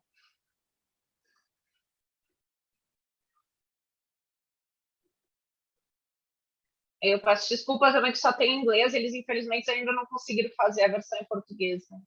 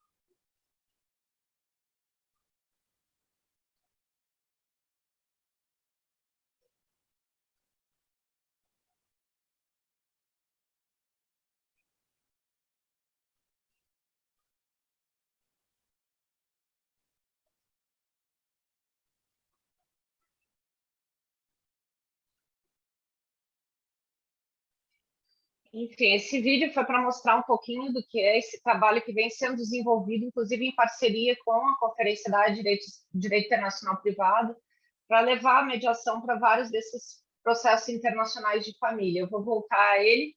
Aqui eu já falei um pouquinho, só para mostrar que a gente está num departamento, dentro do departamento, a gente tem a Coordenação Geral de Cooperação Jurídica Internacional em Matéria Civil e o Núcleo de Alimentos fica aqui dentro. E a gente trabalha com as únicas duas convenções assim que a gente não trabalha em matéria civil estão com a CAF, que é a adoção internacional, e a subtração internacional. A Convenção da Haia sobre Alimentos, então, é um tratado multilateral que veio para facilitar a tramitação de pedidos que envolvam o pagamento de alimentos para menores de 18 anos, com uma extensão até 21 em alguns casos. No Brasil, depende da reserva que o país fez para cada pedido. Então, no Brasil, a gente aceita. Vocês podem encontrar no site da AIA todos os países que fazem parte, não dá para a gente listar porque eles mudam o tempo todo. Até hoje, são 42 países, mas tem muitos países já pensando em ratificar, o que estão para entrar em vigor, o tratado para entrar em vigor. O que se aplica? Eu não vou ler tudo isso, obviamente, mas o objetivo principal é que seja tramitado pedidos para pessoas menores de 21 anos e pode haver um pedido também para o cônjuge se tiver junto de um pedido para uma criança nesse sentido, qualquer menor de 21 anos. Pode ser cobrado também o alimento que já venceu até o momento em que a pessoa fez 21 anos, porque as leis variam, tem países que só aceitam até 18 anos, a legislação interna só permite, mas se tiver uma sentença, por exemplo, brasileira, e a pessoa ainda dever alimentos, se a criança tiver 23 anos, a gente pode cobrar até 21 anos nesse pedido. Aí, vou explicar rapidamente, porque há uma confusão grande lá no nosso trabalho, a gente vê muito essa confusão que as pessoas fazem de achar que na verdade, para que uma convenção, se a gente pode simplesmente ter uma ação, a gente tramita uma carta rogatória para outro país, a gente sempre fez isso. Então, o que também foi para mim uma surpresa quando eu comecei a trabalhar mais com cooperação jurídica internacional, é que a gente tem essa visão, porque o Brasil é um país que aceita muito facilmente reconhecer sentenças estrangeiras, a gente tem poucos requisitos, a gente tem uma aceitação grande, mas muitos países não aceitam nem tramitar nenhum tipo, nem por reciprocidade, nenhum tipo de pedido que envolva alguma execução de alguma ordem judicial. Eles aceitam, por exemplo, citar, intimar, é fácil mandar alguma comunicação, notificar, mas para que se consiga o reconhecimento de uma ordem mesmo de outro país, havia muita dificuldade. E ainda tem países que não são ratificantes da Convenção da Haia, nem da Convenção de Alimentos da ONU, que era a convenção principal antes da Convenção da Haia. A gente tem muita dificuldade. Eu vou citar como casos do Japão e do Canadá, por exemplo. A gente recebe muita carta rogatória de alimentos para cobrar alimentos no Japão ou no Canadá. Infelizmente, quando a gente recebe, a gente tem que dizer para a pessoa, para o juiz, que não existe nenhuma possibilidade de cumprimento dessas por nenhum tratado que a gente tenha e que nem por reciprocidade. A gente teria como a pessoa ir até lá, contratar um advogado no Japão, por exemplo, e conseguir eventualmente alimentos lá, mas é bastante frustrante. Então, assim, apesar da gente, no primeiro momento, não entender por que tem que existir uma convenção para isso, essa convenção é extremamente relevante. A gente viu lá no DRCI o quanto isso facilitou a vida de muita gente, como a gente conseguiu coisas que antes eram simplesmente impossíveis. Então, e muitos pais ainda assim vão para o exterior acreditando que não vai ter nenhuma chance de serem cobrados ou serem alcançados. Então, a primeira resposta que a gente tem, geralmente, nesses casos, é de surpresa, porque como eles chegaram até mim? Como é que eles conseguiram? E essa convenção ela veio para justamente criar mecanismos, por exemplo, para a localização, é uma convenção bastante ampla, e ela permite diversos tipos de pedido, desde a localização de uma pessoa que não revela o endereço, por exemplo, isso pode ser tanto o credor pode fazer esse pedido para localizar um devedor, quanto o devedor que, por exemplo, quer ser exonerado dos alimentos aqui no Brasil, pois ele precisa citar ou precisa encontrar a pessoa no exterior, e em muitos casos eles me dizem, olha, minha filha se nega a me dar o endereço, se nega a dizer onde está, porque não quer ser citada, enfim. Então, a gente tem essa convenção, ela prevê muitos tipos de situações que a gente pode mandar um pedido de cooperação jurídica internacional. Então, a gente tem, ele serve para reconhecimento e execução de uma decisão ou para obtenção de uma decisão, porque acontece também a gente, por exemplo, entrar um casal, a mãe ou o pai entra aqui para pedir alimentos no Brasil, mas não consegue de maneira nenhuma citar a pessoa lá fora, por alguma razão. Ou não consegue, por exemplo, obter informações, nem mesmo existindo a convenção de provas, existindo outros tratados, nem sempre é possível conseguir os dados financeiros da outra parte, por questões de legislação interna de alguns países que não permitem o compartilhamento desses dados. Então, a pessoa não consegue descobrir quanto outra pessoa ganha, por exemplo, para basear um pedido. Então, para isso, existe essa opção de obtenção de uma decisão, e que também pode ser usada quando, por exemplo, existe uma decisão brasileira, mas essa decisão não tem como ser, por algum motivo, ela fere lá a lei do país para quem a gente vai mandar, e não tem como ser aplicada, não ser reconhecida, porque se a gente mandar, vai ser negada. E, assim, como exemplo, eu cito alguns países que não aceitam decisões que não tenham o valor fixado, por exemplo, que fixem 30% do valor dos rendimentos, que eu não sei qual é. O juiz manda assim, a gente quer cobrar 20% do valor que ele ganha no exterior.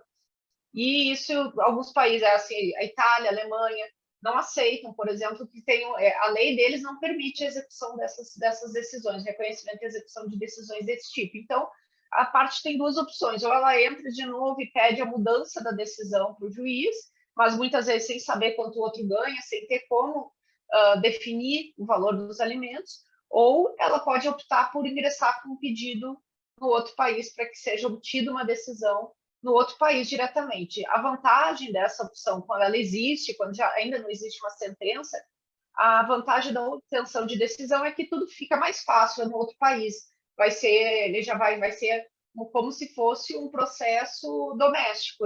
A pessoa vai ser citada mais facilmente, o juiz local vai poder exigir, por exemplo, que a pessoa apresente quanto ela ganha.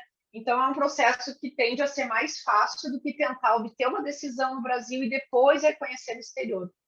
Então, são as duas opções que a convenção dá. E, além disso, deixa eu só passar aqui, a gente tem esse outro tipo de pedido, que é um pedido considerado preparatório para que a pessoa possa fazer o pedido principal, né, de obtenção ou de reconhecimento e execução, que é o pedido que a gente chamado no artigo 7º de medidas específicas. Então, esse pedido ele pode ser para várias coisas, para localização, para informações sobre rendimentos. Esse pedido a gente até pode fazer, nem todo país vai aceitar, porque se a lei interna não permitir, eles não podem dar essas informações. Inclusive a citação, alguns países aceitam, como Portugal, aceitam citar por medidas específicas, é um processo que acaba sendo um pouco mais rápido do que a convenção de citação.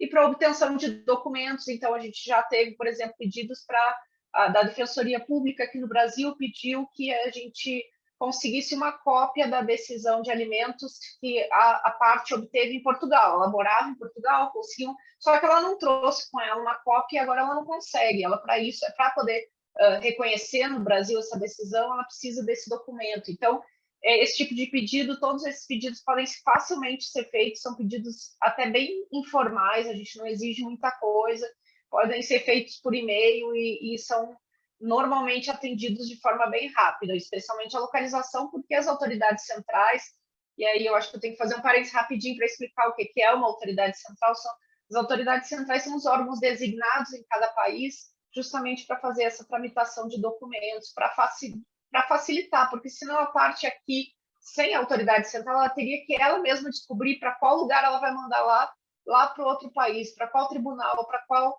Então, as autoridades centrais servem tanto para receber quanto para enviar pedidos, ajudam a instruir os processos. Em casos de alguns tratados específicos, esse é um deles, alimentos, ajudam a promover soluções consensuais, ajudam a obter acordos para que o pedido não precise demorar mais ou às vezes não precisa nem ir para o judiciário, se ou pode ir para o judiciário só para homologação de um acordo e poupa bastante tempo com isso. Então, as autoridades centrais são o ponto focal, onde todas as dúvidas podem ser tiradas sobre a aplicação daquele tratado no país. E esses pedidos, a gente tem um contato muito próximo com as autoridades centrais de todos os países com os quais a gente trabalha, e esse pedido de medidas específicas é um pedido bastante fácil, que a gente faz por e-mail para as autoridades centrais e costuma receber uma resposta bem rápida também. O outro tipo de pedido principal são os pedidos que são disponíveis ao credor. Os principais são reconhecimento e execução, que é quando a pessoa já chega com uma decisão, a gente recebe esses pedidos principalmente das varas, são os pedidos que vêm e a gente ainda precisa instruir um pouco, porque vem às vezes pedidos assim, a gente quer intimar ao empregador da pessoa em Portugal para fazer desconto em folha, a gente tem que explicar. Uma das regras a gente nenhuma ordem de juiz brasileira é válida automaticamente no exterior, mesmo que seja mandada pela cooperação jurídica internacional, mesmo que tenha tratado. O tratado não garante esse reconhecimento automático. Então, a gente precisa sempre ser um pedido de reconhecimento e execução nesses casos, para que primeiro a decisão brasileira passe a valer exatamente como se fosse uma decisão doméstica daquele país. E é o mesmo processo inverso, né? Quando a gente recebe um pedido, vai para o STJ, porque é o STJ que vai fazer a homologação da decisão estrangeira. Esse pedido, depois de homologado, ele vai ser executado como se fosse uma decisão doméstica. Então, isso às vezes causa uma certa confusão até as varas. Por que eu não posso continuar emitindo ordens assim dentro do processo de execução? Por exemplo, eu quero ordenar a prisão dele lá fora. Não pode, nenhum tipo de ordem que seja para fazer ou cumprir ou para cobrar pode ser dada pelo juiz brasileiro. Até pode, mas ela só vai ter validade no Brasil. Enquanto a decisão que determinou o pagamento de alimentos não for válida no outro país, não tem como a gente cobrar. A gente não vai cobrar mandando uma ordem brasileira para ser cumprida lá fora. Isso não, e da mesma forma que a gente jamais vai aceitar que um juiz estrangeiro mande uma ordem direta para a gente do tipo intime o empregador para pagar os desconto em folha. Isso é feito pelo STJ primeiro, né, que faz a homologação da decisão e, em seguida, essa decisão vai para a execução. Como tem funcionado esse mecanismo do Brasil? A gente fez uma parceria com a Defensoria Pública da União, porque uma das obrigações assumidas quando a gente assina esse tratado é a de prestar e dar todas as condições para que a pessoa tenha acesso à justiça e tenha como reconhecer e executar uma decisão ou obter uma decisão. Então, o modelo que foi adotado por nós foi o de parceria com a Defensoria Pública da União, e isso foi inspirado um pouco no que foi feito com a Convenção de Subtração, que, no caso, todos os pedidos de subtração hoje, as ações são propostas pela Advocacia Geral da União, só que a Advocacia Geral da União tem algumas restrições em relação a alimentos, tem algumas dificuldades, e eles optaram por não assumir essa função também. Então, a Defensoria Pública da União tem trabalhado conosco, tem sido muito bom, eles têm uma parceria excelente, e quando eles ingressam com o pedido no STJ, assim que a decisão for homologada, e a gente tem visto também um esforço bastante grande da STJ para que isso aconteça de forma mais rápida do que normalmente. Às vezes tem decisões assim que levavam 8, 9 meses, a gente viu que isso reduziu principalmente nas questões de alimentos, e essa decisão, então, é levada para execução pela Defensoria Pública da União, que vai ajuizar uma ação na Justiça Federal. Então, essa é uma outra novidade em relação a esse tratado, é que esses processos de alimentos internacionais, eles não estão tramitando nas varas de família, eles estão tramitando na Justiça Federal, que teria competência para julgar em casos de tratados internacionais. Então, essa é uma novidade, a gente tem feito isso desde 2019, foram os primeiros processos que a Defensoria Pública da União começou a pegar, então é muito recente, ainda há muitas dúvidas quanto a isso, mas tem funcionado. Quando não há nenhuma decisão de alimentos, a Defensoria Pública da União também faz isso, ela leva e ingressa. É um processo um pouquinho mais complicado, porque a gente tem que obter outras informações, não é só uma sentença pronta que vai ser levada já para homologação. Onde entra a nossa parte como autoridade central de promover um acordo entre as partes? A gente, quando recebe um pedido, a primeira providência é mandar uma carta para o devedor. Isso também foi inspirado no trabalho com a Convenção de Subtração, e é uma coisa que vem funcionando bem para vários países. Assim, a primeira coisa é mandar uma carta, porque muitas vezes tem esse elemento também de a pessoa achou que ela não quer ser achada, mas quando ela foi achada, ela viu, nossa, posso realmente ser cobrada, eu vou levar isso a sério, eu vou conversar, eu vou tentar achar uma solução. Isso não está. Eu trabalhei muitos anos com subtração e era uma coisa que é curiosa, assim, de compartilhar, que subtração é um tema, assim, geralmente as partes são as mães, né, que estão no Brasil com as crianças. Quando elas recebem essa carta, elas tendem a responder mais, a levar mais a sério, digamos, né, essa nossa aviso. E aí ela facilita muito essa questão do acordo. Os devedores não têm entrado, não têm respondido a carta, não tem consequência não responder a carta, mas a gente deixa de tentar promover um acordo e vai direto para a Defensoria Pública da União. Às vezes vai chegar lá no fim, ele vai ter uma dívida enorme que ele não vai ter que pagar, né? Eu vou pular aqui, porque eu já vi que o meu tempo está passando, e eu vou pular essas questões mais, que depois posso compartilhar o PowerPoint com quem quiser depois ver com mais detalhes essas questões. Que eu já até falei, tem a questão da soberania, né, que a gente não vai aceitar uma ordem de juiz estrangeiro e os outros países não vão aceitar uma ordem de juiz brasileiro. Então, não adianta mandar decisões como penhora, bloqueio de bens, desconto em folha. Isso tudo tem que ser feito um pedido de reconhecimento e execução de decisão de alimentos. E a execução vai seguir sempre a lei do país requerido, está no tratado. Também não vou mostrar muito para vocês, mas assim, é mais ou menos o que a gente trabalha lá no DRCI, né? As ações envolvidas, a gente recebe em torno de 5 mil pedidos por ano de cooperação jurídica internacional.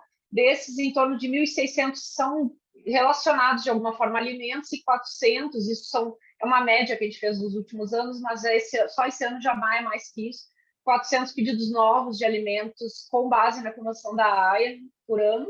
A gente está tramitando em torno de 700 hoje, né? A maioria é passiva, ou seja, são os nossos pedidos para o exterior, o brasileiro pede mais, porque nós temos uma comunidade grande lá fora, né?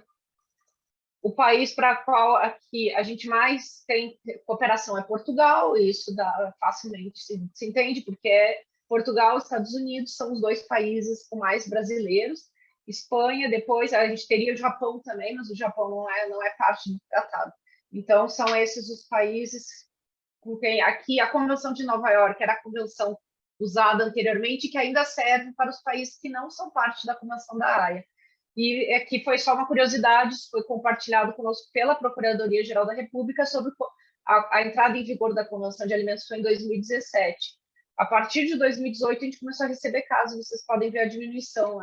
Ela está sendo uma convenção que está sendo substituída pela Convenção da Haia, que é a convenção preferencial, porque ela tem muito mais opções de pedidos. Então, aqui, só para citar como foi isso, eu acho que daria tema para uma outra palestra, enfim, mas a questão da mediação dentro da Conferência da Direito Internacional Privado, ela ganhou força nos últimos anos.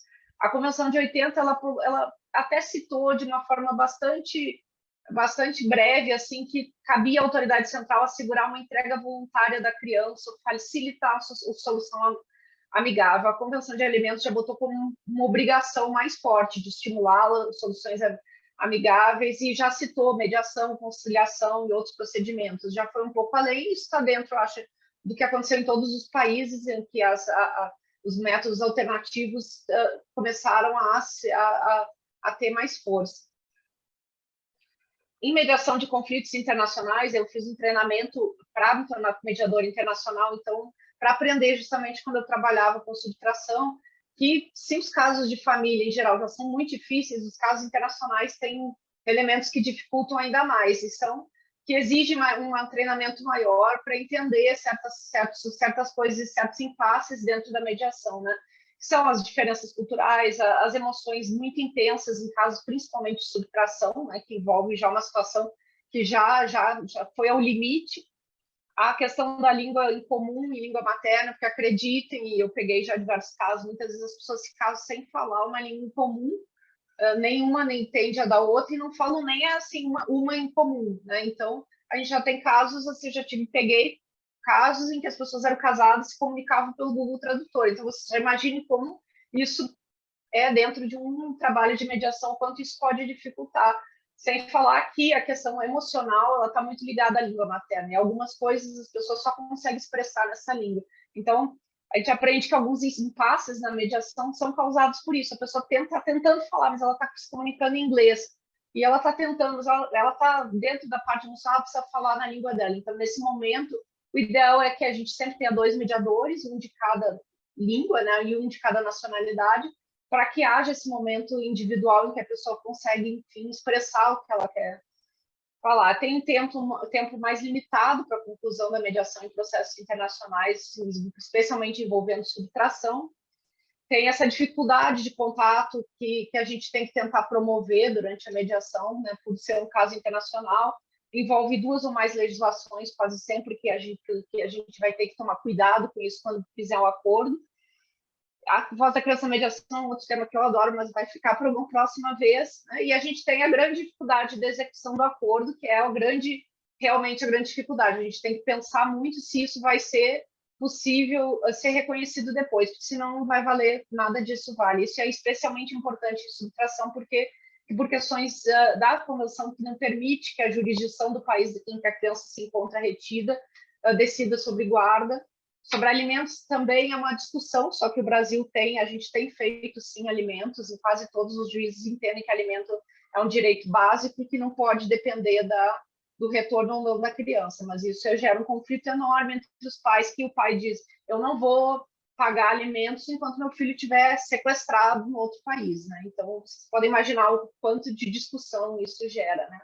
As organizações de mediação. Depois, eu acho que eu já passei por toda a experiência brasileira que foi essa. A gente começou nessa questão da mediação com a Convenção de Subtração, e agora a gente tem tentado implementar o mesmo modelo em alimentos. Inclusive, um dos nossos projetos conjuntos dentro do departamento é ter um núcleo de mediação para alimentos e subtração, porque muitas vezes essas questões são todas ligadas, né? E a gente não consegue resolver um caso enquanto não desembaraça o outro ali do outro lado.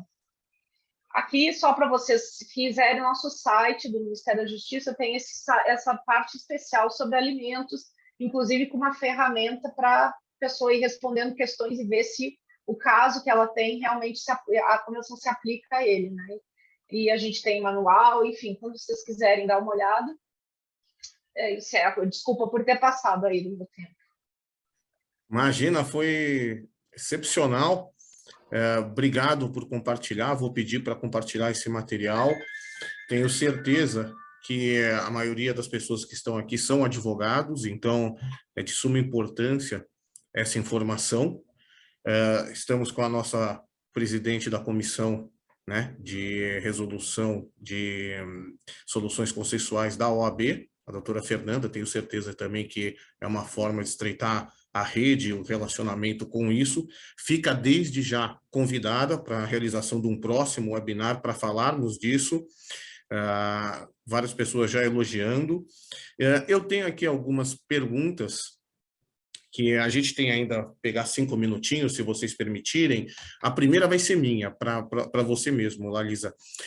O canal de acionamento, por exemplo, um advogado que está passando por essa problemática, tá? O canal é a Secretaria Nacional de Justiça, é o site que você colocou. Qual que é o primeiro passo de um advogado que tem uma problemática internacional com referência a alimentos, ou uma coisa que eu achei muito interessante, a subtração, que depois se torna alimentos?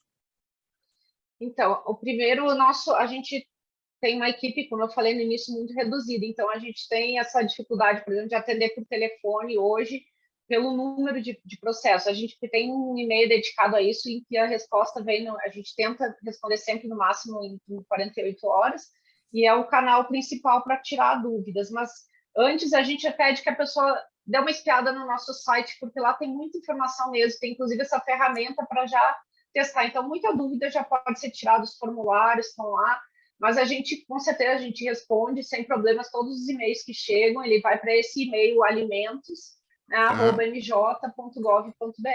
Esse é o nosso canal para tirar dúvidas. E os pedidos, assim, como eu disse, medidas específicas é um pedido muito simples, que pode ser feito por esse e-mail mesmo, não precisa de muita coisa, pode entrar em contato comigo, eu vou dizer o que precisa. Eu já até adianto, por exemplo, localização, a gente precisa sempre do nome da pessoa e a data de nascimento. Sem data de nascimento fica bem difícil. Como a gente também tem mecanismos de busca, se a pessoa não tiver a data de nascimento, mas tiver o CPF, eu também consigo buscar essa informação.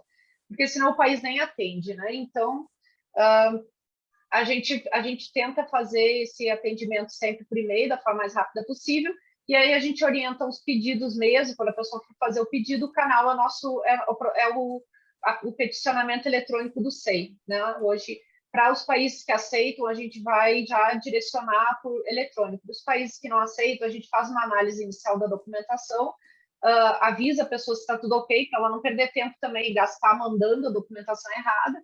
A gente analisa a parte eletrônica e avisa já se é para ela mandar o processo físico. Hoje a gente tem trabalhado muito para diminuir o número de países que não aceitam ainda o processo digital. Assim, durante a pandemia foi uma coisa que acelerou muito e a gente fica feliz. E eu posso dizer que a gente, quando logo que isso tudo começou, o Brasil deu um exemplo, porque nosso processo digital é muito avançado. Nosso sistema jurídico digital é um dos únicos. Eu posso dizer porque a gente trabalha com todos e a gente tem países que simplesmente vai fechar as portas e dizer, ok, não mandem nada porque a gente não pode fazer nada.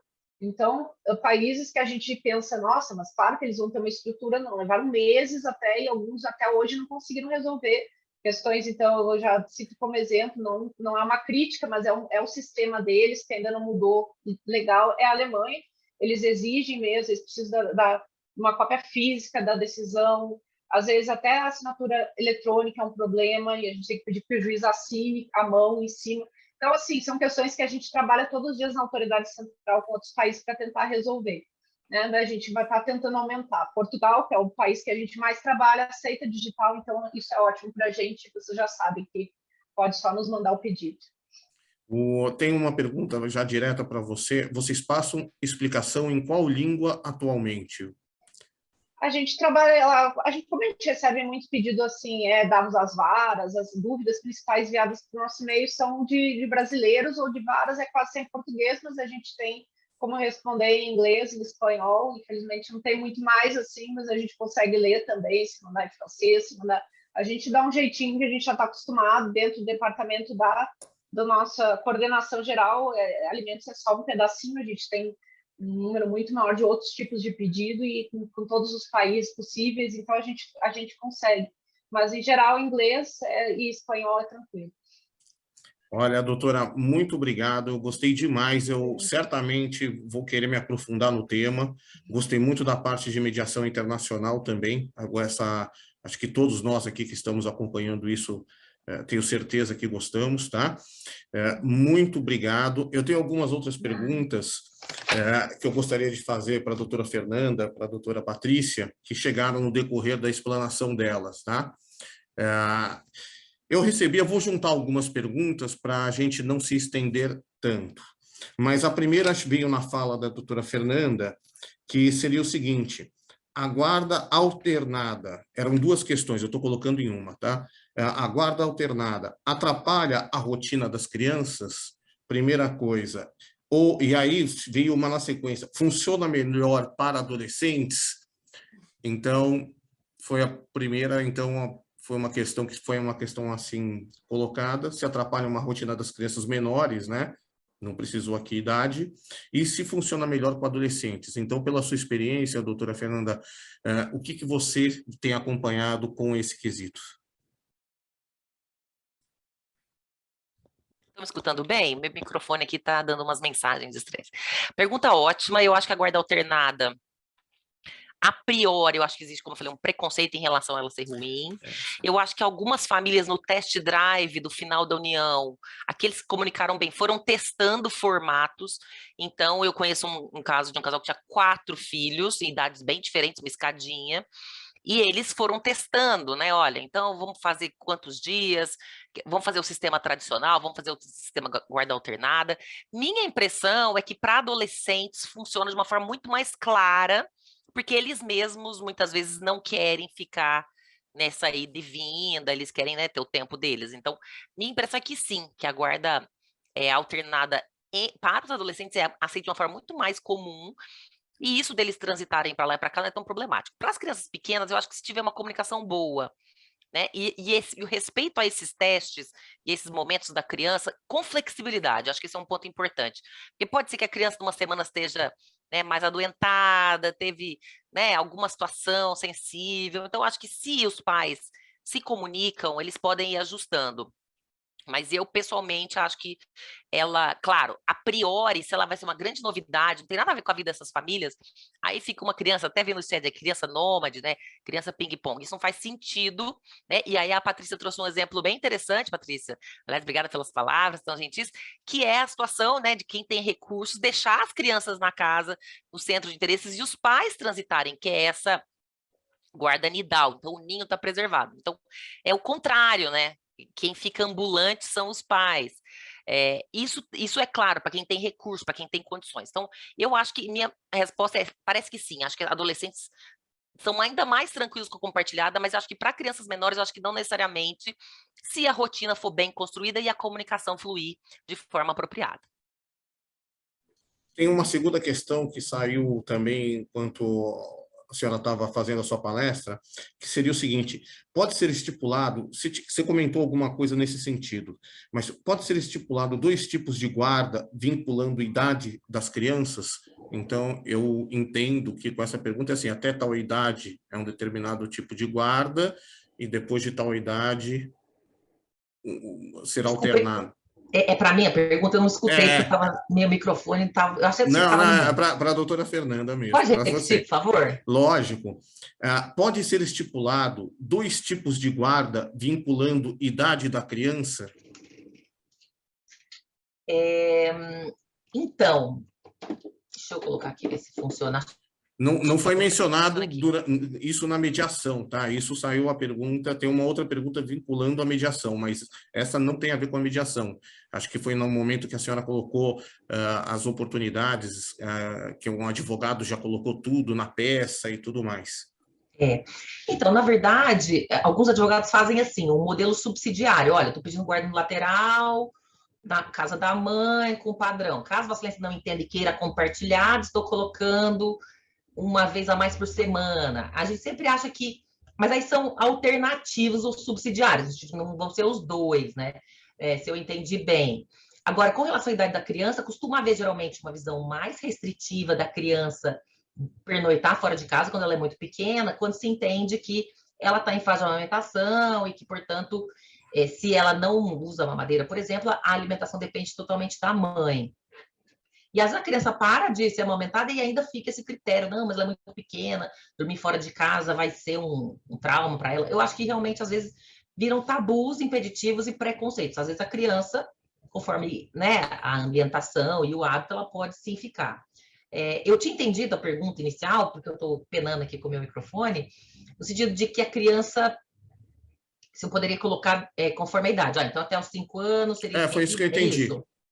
Perfeito. Você também entendeu isso? Isso. Então, eu nunca vi, porque aí eu teria uma decisão condicional, né? Eu estaria condicionando. E a gente não sabe o que vai acontecer daqui a 5 anos, né? A gente costuma ter situações provisórias, né? A gente costuma dizer até que as situações que envolvem a guarda, elas podem ser modificadas a qualquer tempo, não existe uma estabilidade tão grande. As famílias podem até prever, mas eu acho que é uma inflexibilidade aqui, talvez seja mal vista pelas promotoras. Eu nunca vi, não sei se a doutora Patrícia já viu, até os 5 anos vai ser guarda lateral, a partir dos 6, guarda compartilhada, eu nunca vi. Eu acho que haveria alguma resistência. Tá.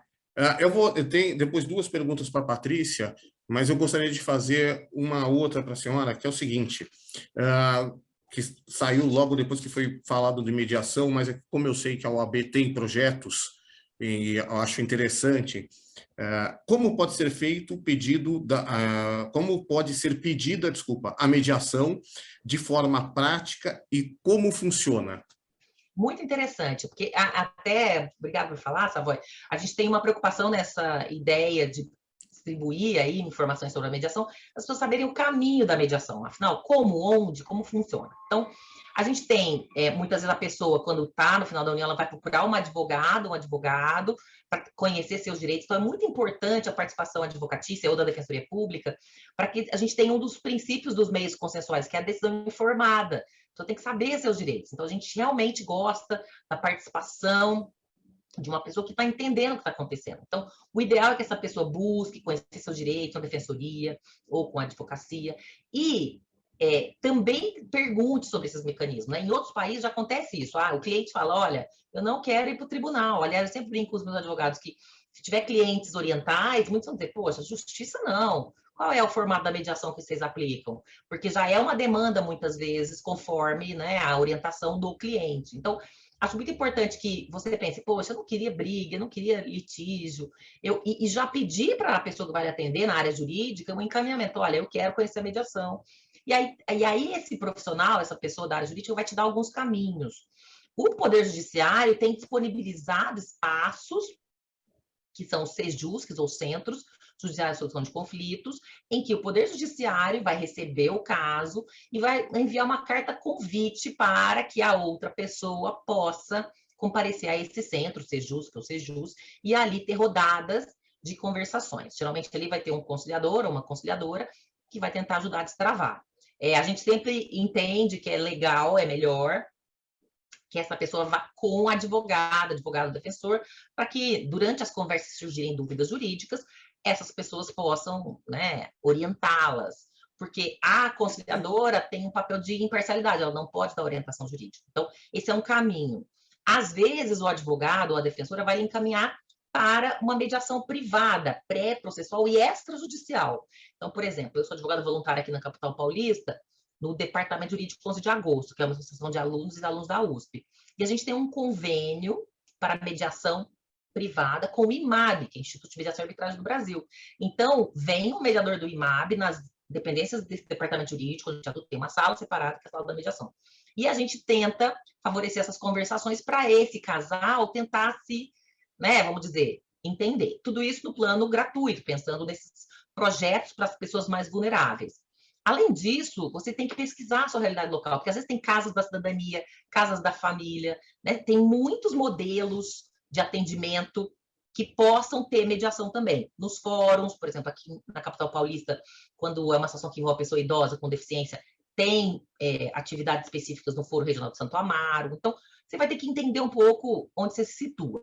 E também tem a chance da mediação privada. Então, você vai na advogada e fala, olha, eu quero mediação, mas eu quero resolver tudo em 2 semanas. E ela pode dizer, olha, então vamos contratar alguém, porque o horário do fórum a gente não controla. Vamos para uma mediadora privada, essa pessoa vai receber no escritório, muitas vezes é um lugar neutro, né? Nem na casa de um nem de outro, e aí a gente vai conseguir conversar. Então, é muito interessante essa pergunta. Na prática, o que nós vamos ter? Depois que as pessoas entendem que a mediação fala, beleza, eu quero conversar, eu quero esclarecer tudo para construir aqui um consenso conjuntamente. Isso vai acontecer por meio de reuniões de negociação. Mediação, na verdade, assim como conciliação, são conversas em que você vai ter a participação de mais uma pessoa que é imparcial. Então, são reuniões de negociações ou de conversas em que eu vou ter reuniões conjuntas para que essas informações vão fluindo, e se der alguma trava, algum tema sensível que está dificultando, pode ser pedido uma reunião privada. Falou, olha, eu estou um pouco desconfortável com esse assunto, posso conversar separadamente com a mediadora? Que foi o que a doutora Patrícia mencionou, né? Cálculos, a gente chama reunião privada. E nessas reuniões, olha, eu não estou confortável com esse assunto, eu quero me preparar melhor, na verdade eu não tenho essas informações, eu não quero admitir que eu não tenho. Então, a mediação costuma ser por meio de reuniões. Na minha experiência, entre 4 e 5 reuniões de 1 a 2 horas. Na minha experiência, funcionam bem, 1 por semana, porque dá tempo das pessoas pensarem, se tiver que trazer alguma coisa para outra. E de 4 a 5 reuniões, você já tem um cenário, se você consegue construir algo, ou se não. Você fala, olha, as pessoas não estão se engajando, infelizmente não está funcionando, então vamos para o outro lado. Então, na minha experiência, vejam, 4 a 5 reuniões, dá 1 mês, né?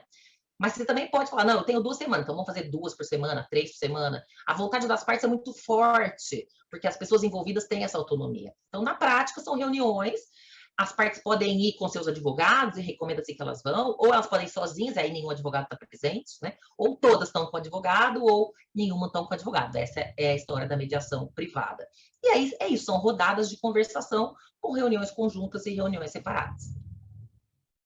Excelente, muito obrigado. Eu acho que é interessante, a gente está tão acostumado a falar, mas tem muita gente que ainda é leiga, então quando você explica, fica muito mais fácil das pessoas começarem a aderir e tentar realizar a mediação antes de partir para o judiciário, até como economia de tempo, né?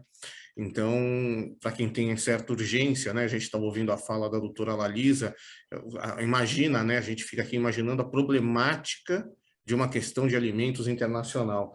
E a gente tem essa ferramenta aqui interna, que pode auxiliar demais os advogados e principalmente as partes. Eu tenho duas outras questões, a gente está com o tempo já estouradaço, então eu vou juntar, tá, Patrícia, se você não se incomodar, porque elas têm mais ou menos a ver com alguma coisa que são parecidas, mais ou menos, mas são... Na mediação pode ser acordado sistemas, está escrito sistemas, tá? Eu recebi pelo WhatsApp, então eu não tenho o nome da pessoa, só tenho o número. Na mediação pode ser acordado sistemas diferentes do previsto na legislação? E a segunda é, a mediação pode ser usada apenas para a prestação de contas? Essas duas questões que eu recebi, mas obviamente a doutora Fernanda, a doutora Laís agora podem complementar também, porque são as últimas, mas foi na sua fala. Oi, obrigada pela pergunta. Vamos ver se eu entendi. Se pode ser acordado na Sistemas, mediação, a palavra usada foram sistemas diferentes do previsto na legislação. Eu acho que tem a ver com sistemas de guarda, de repente, alguma... Os combinar, olha, foi um pouco do que a Fernanda trouxe aqui. A voluntariedade das partes, ela é essencial para construir os acordos. Se ele for dentro, né, do que é permitido aí pelas leis, pela nossa legislação, não for prejudicial a nenhuma das partes, a gente pode acordar, né, e aí vai passar, se tiver incapaz envolvido, vai passar pelo olhar do Ministério Público, por esse crivo aí, pelo olhar do juiz, e, se possível, vai ser homologado. Então, muitas vezes, a gente é mais expansivo até do que a legislação. Acho que isso é um grande ganho da mediação. Então, muitas vezes, você vai colocar coisa que não vai estar lá positivado. Então, você vai falar de uma viagem internacional, você vai falar de uma... não só de viagem internacional, mas você vai falar, por exemplo, de ficar com os avós, trazer outras pessoas, desde que não vá interferir, que essas pessoas estejam voluntariamente aceitando, concordando, trazendo outros atores. Ela expande um pouco. Uma festa de 15 anos, então você vai acordar, sim, outros sistemas, que não aqueles exatamente fechados dentro da legislação, desde que, claro, não seja contrário à lei, mas é mais amplo. Então, a gente faz coisas diferentes do que está lá. Muitas vezes não está nem no processo, uma festa ou uma viagem internacional.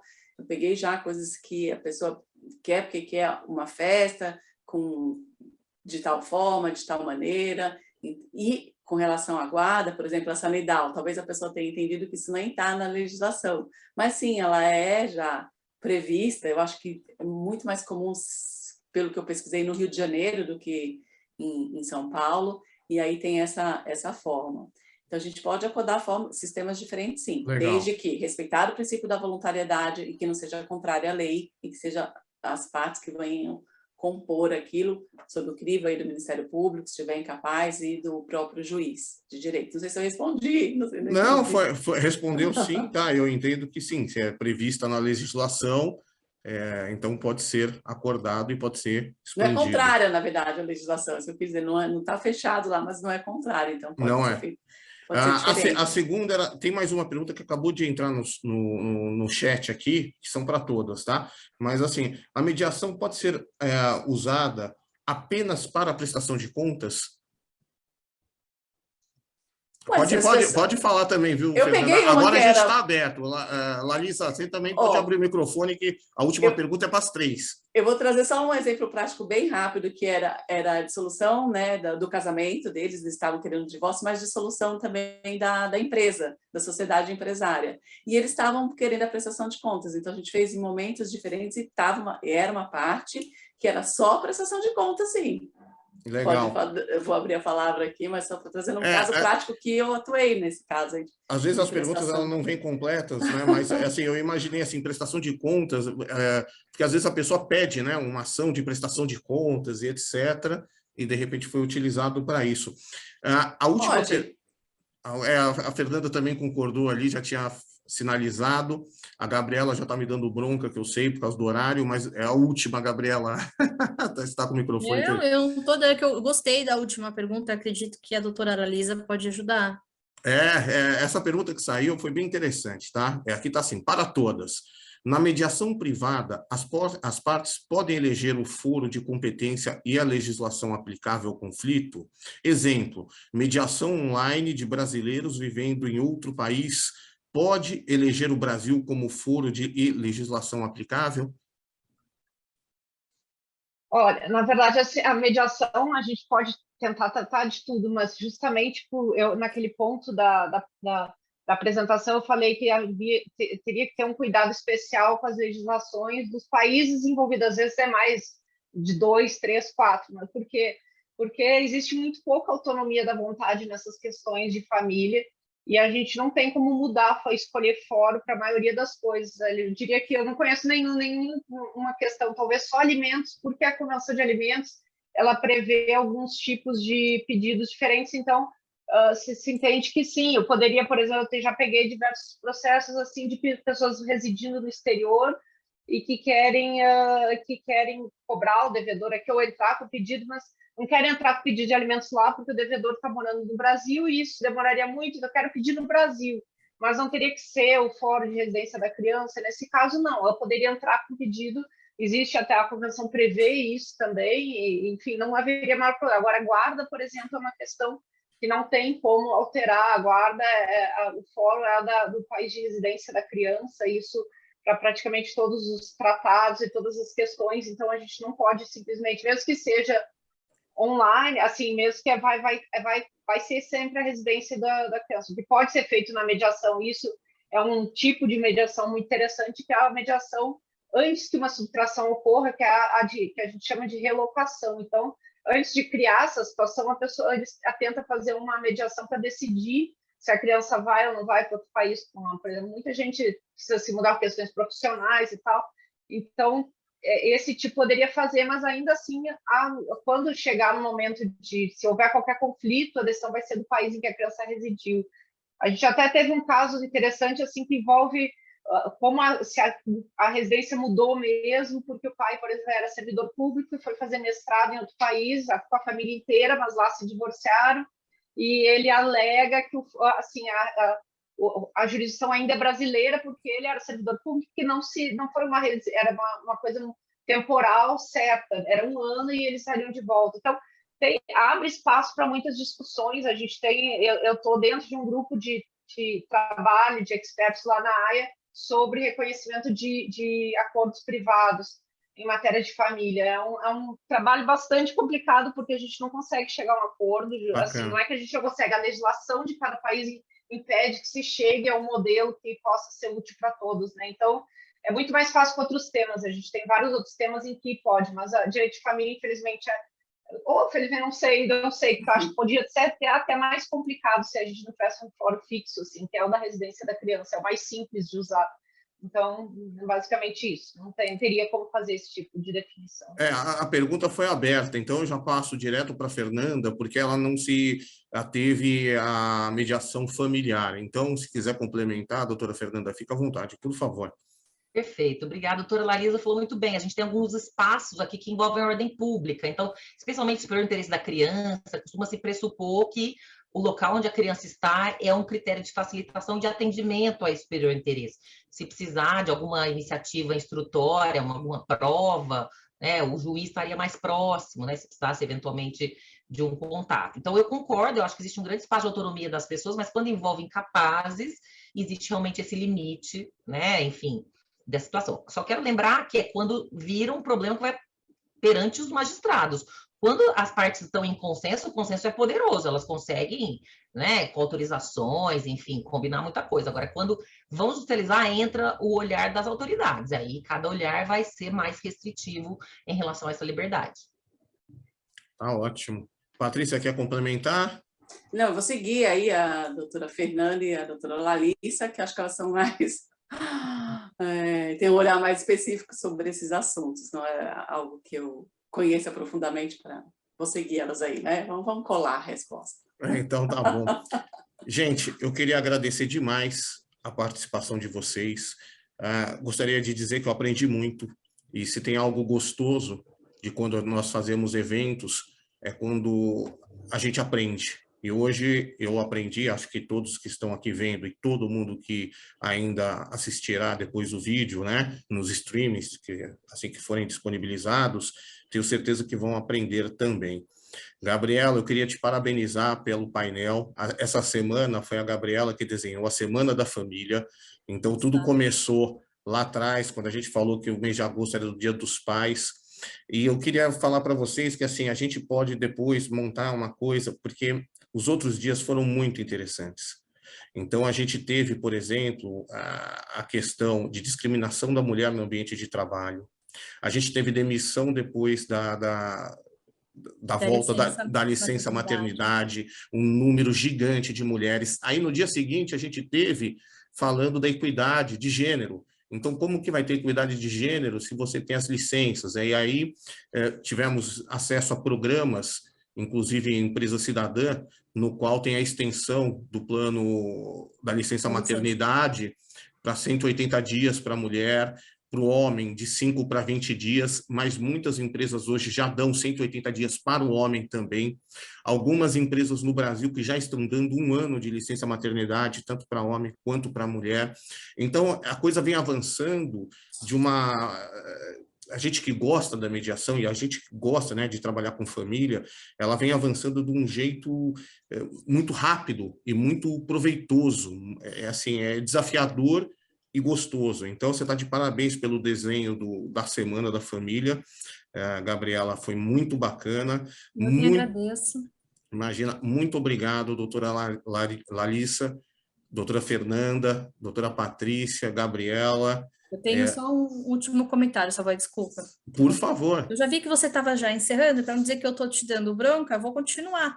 Que bom, aí eu então, se você quiser, eu ainda consigo discursar mais um pouco. Não, eu só queria emendar com o comentário da Cristina aqui no chat, que ela utilizou a mediação boa, uma prestação de contas e um processo de inventário. Amanhã, é exatamente esse o nosso tema. Para encerrar a semana, nós falamos de adoção. Então, a gente falou desde o nascimento da criança, parentalidade, paternidade, carreira, guardas. A gente já desenha, né? O nascimento, o crescimento, um eventual divórcio. E amanhã falaremos sobre o fim, o inevitável, a morte. Então, é o planejamento sucessório, planejamento patrimonial e sucessório. Nós vamos falar sobre os principais instrumentos jurídicos, planejamento societário, e, inclusive, acredito eu, a arbitragem, nesse caso, foi o que os palestrantes me comentaram sobre amanhã, a arbitragem nos casos para o planejamento societário e inventário, etc. e tal. Já vou colocar o link aqui do evento. Aqui no chat, fica aqui o convite para todos e todas. Eu já vou colocar aqui no chat. Um segundinho. Assim a gente já encerra falando, mas foi uma semana muito proveitosa, acho que é muito legal a criação dessa rede. Então a gente hoje está falando de mediação internacional, hoje a gente começa a entender aonde pode alcançar na prática, né? Porque antigamente a gente só tinha teoria, né? Então a gente ficava aí com muita teoria e todo mundo teórico aonde dá para chegar, aonde dá para chegar. Exatamente. E hoje a gente consegue verificar aonde estamos chegando. Então, eu achei isso muito interessante. Todos os vídeos da semana serão disponibilizados. Eu coloquei o link aqui de amanhã, caso alguém tenha interesse, tá? E agradecer mais uma vez a participação de todos. Eu sei que todos aqui têm um horário extremamente, agenda apertada, então, doutora Fernanda, doutora Lalisa, Patrícia, muito obrigado. Foi muito gostoso estar com vocês aqui. Eu dou por encerrado o evento, vou interromper a gravação. Muito obrigado.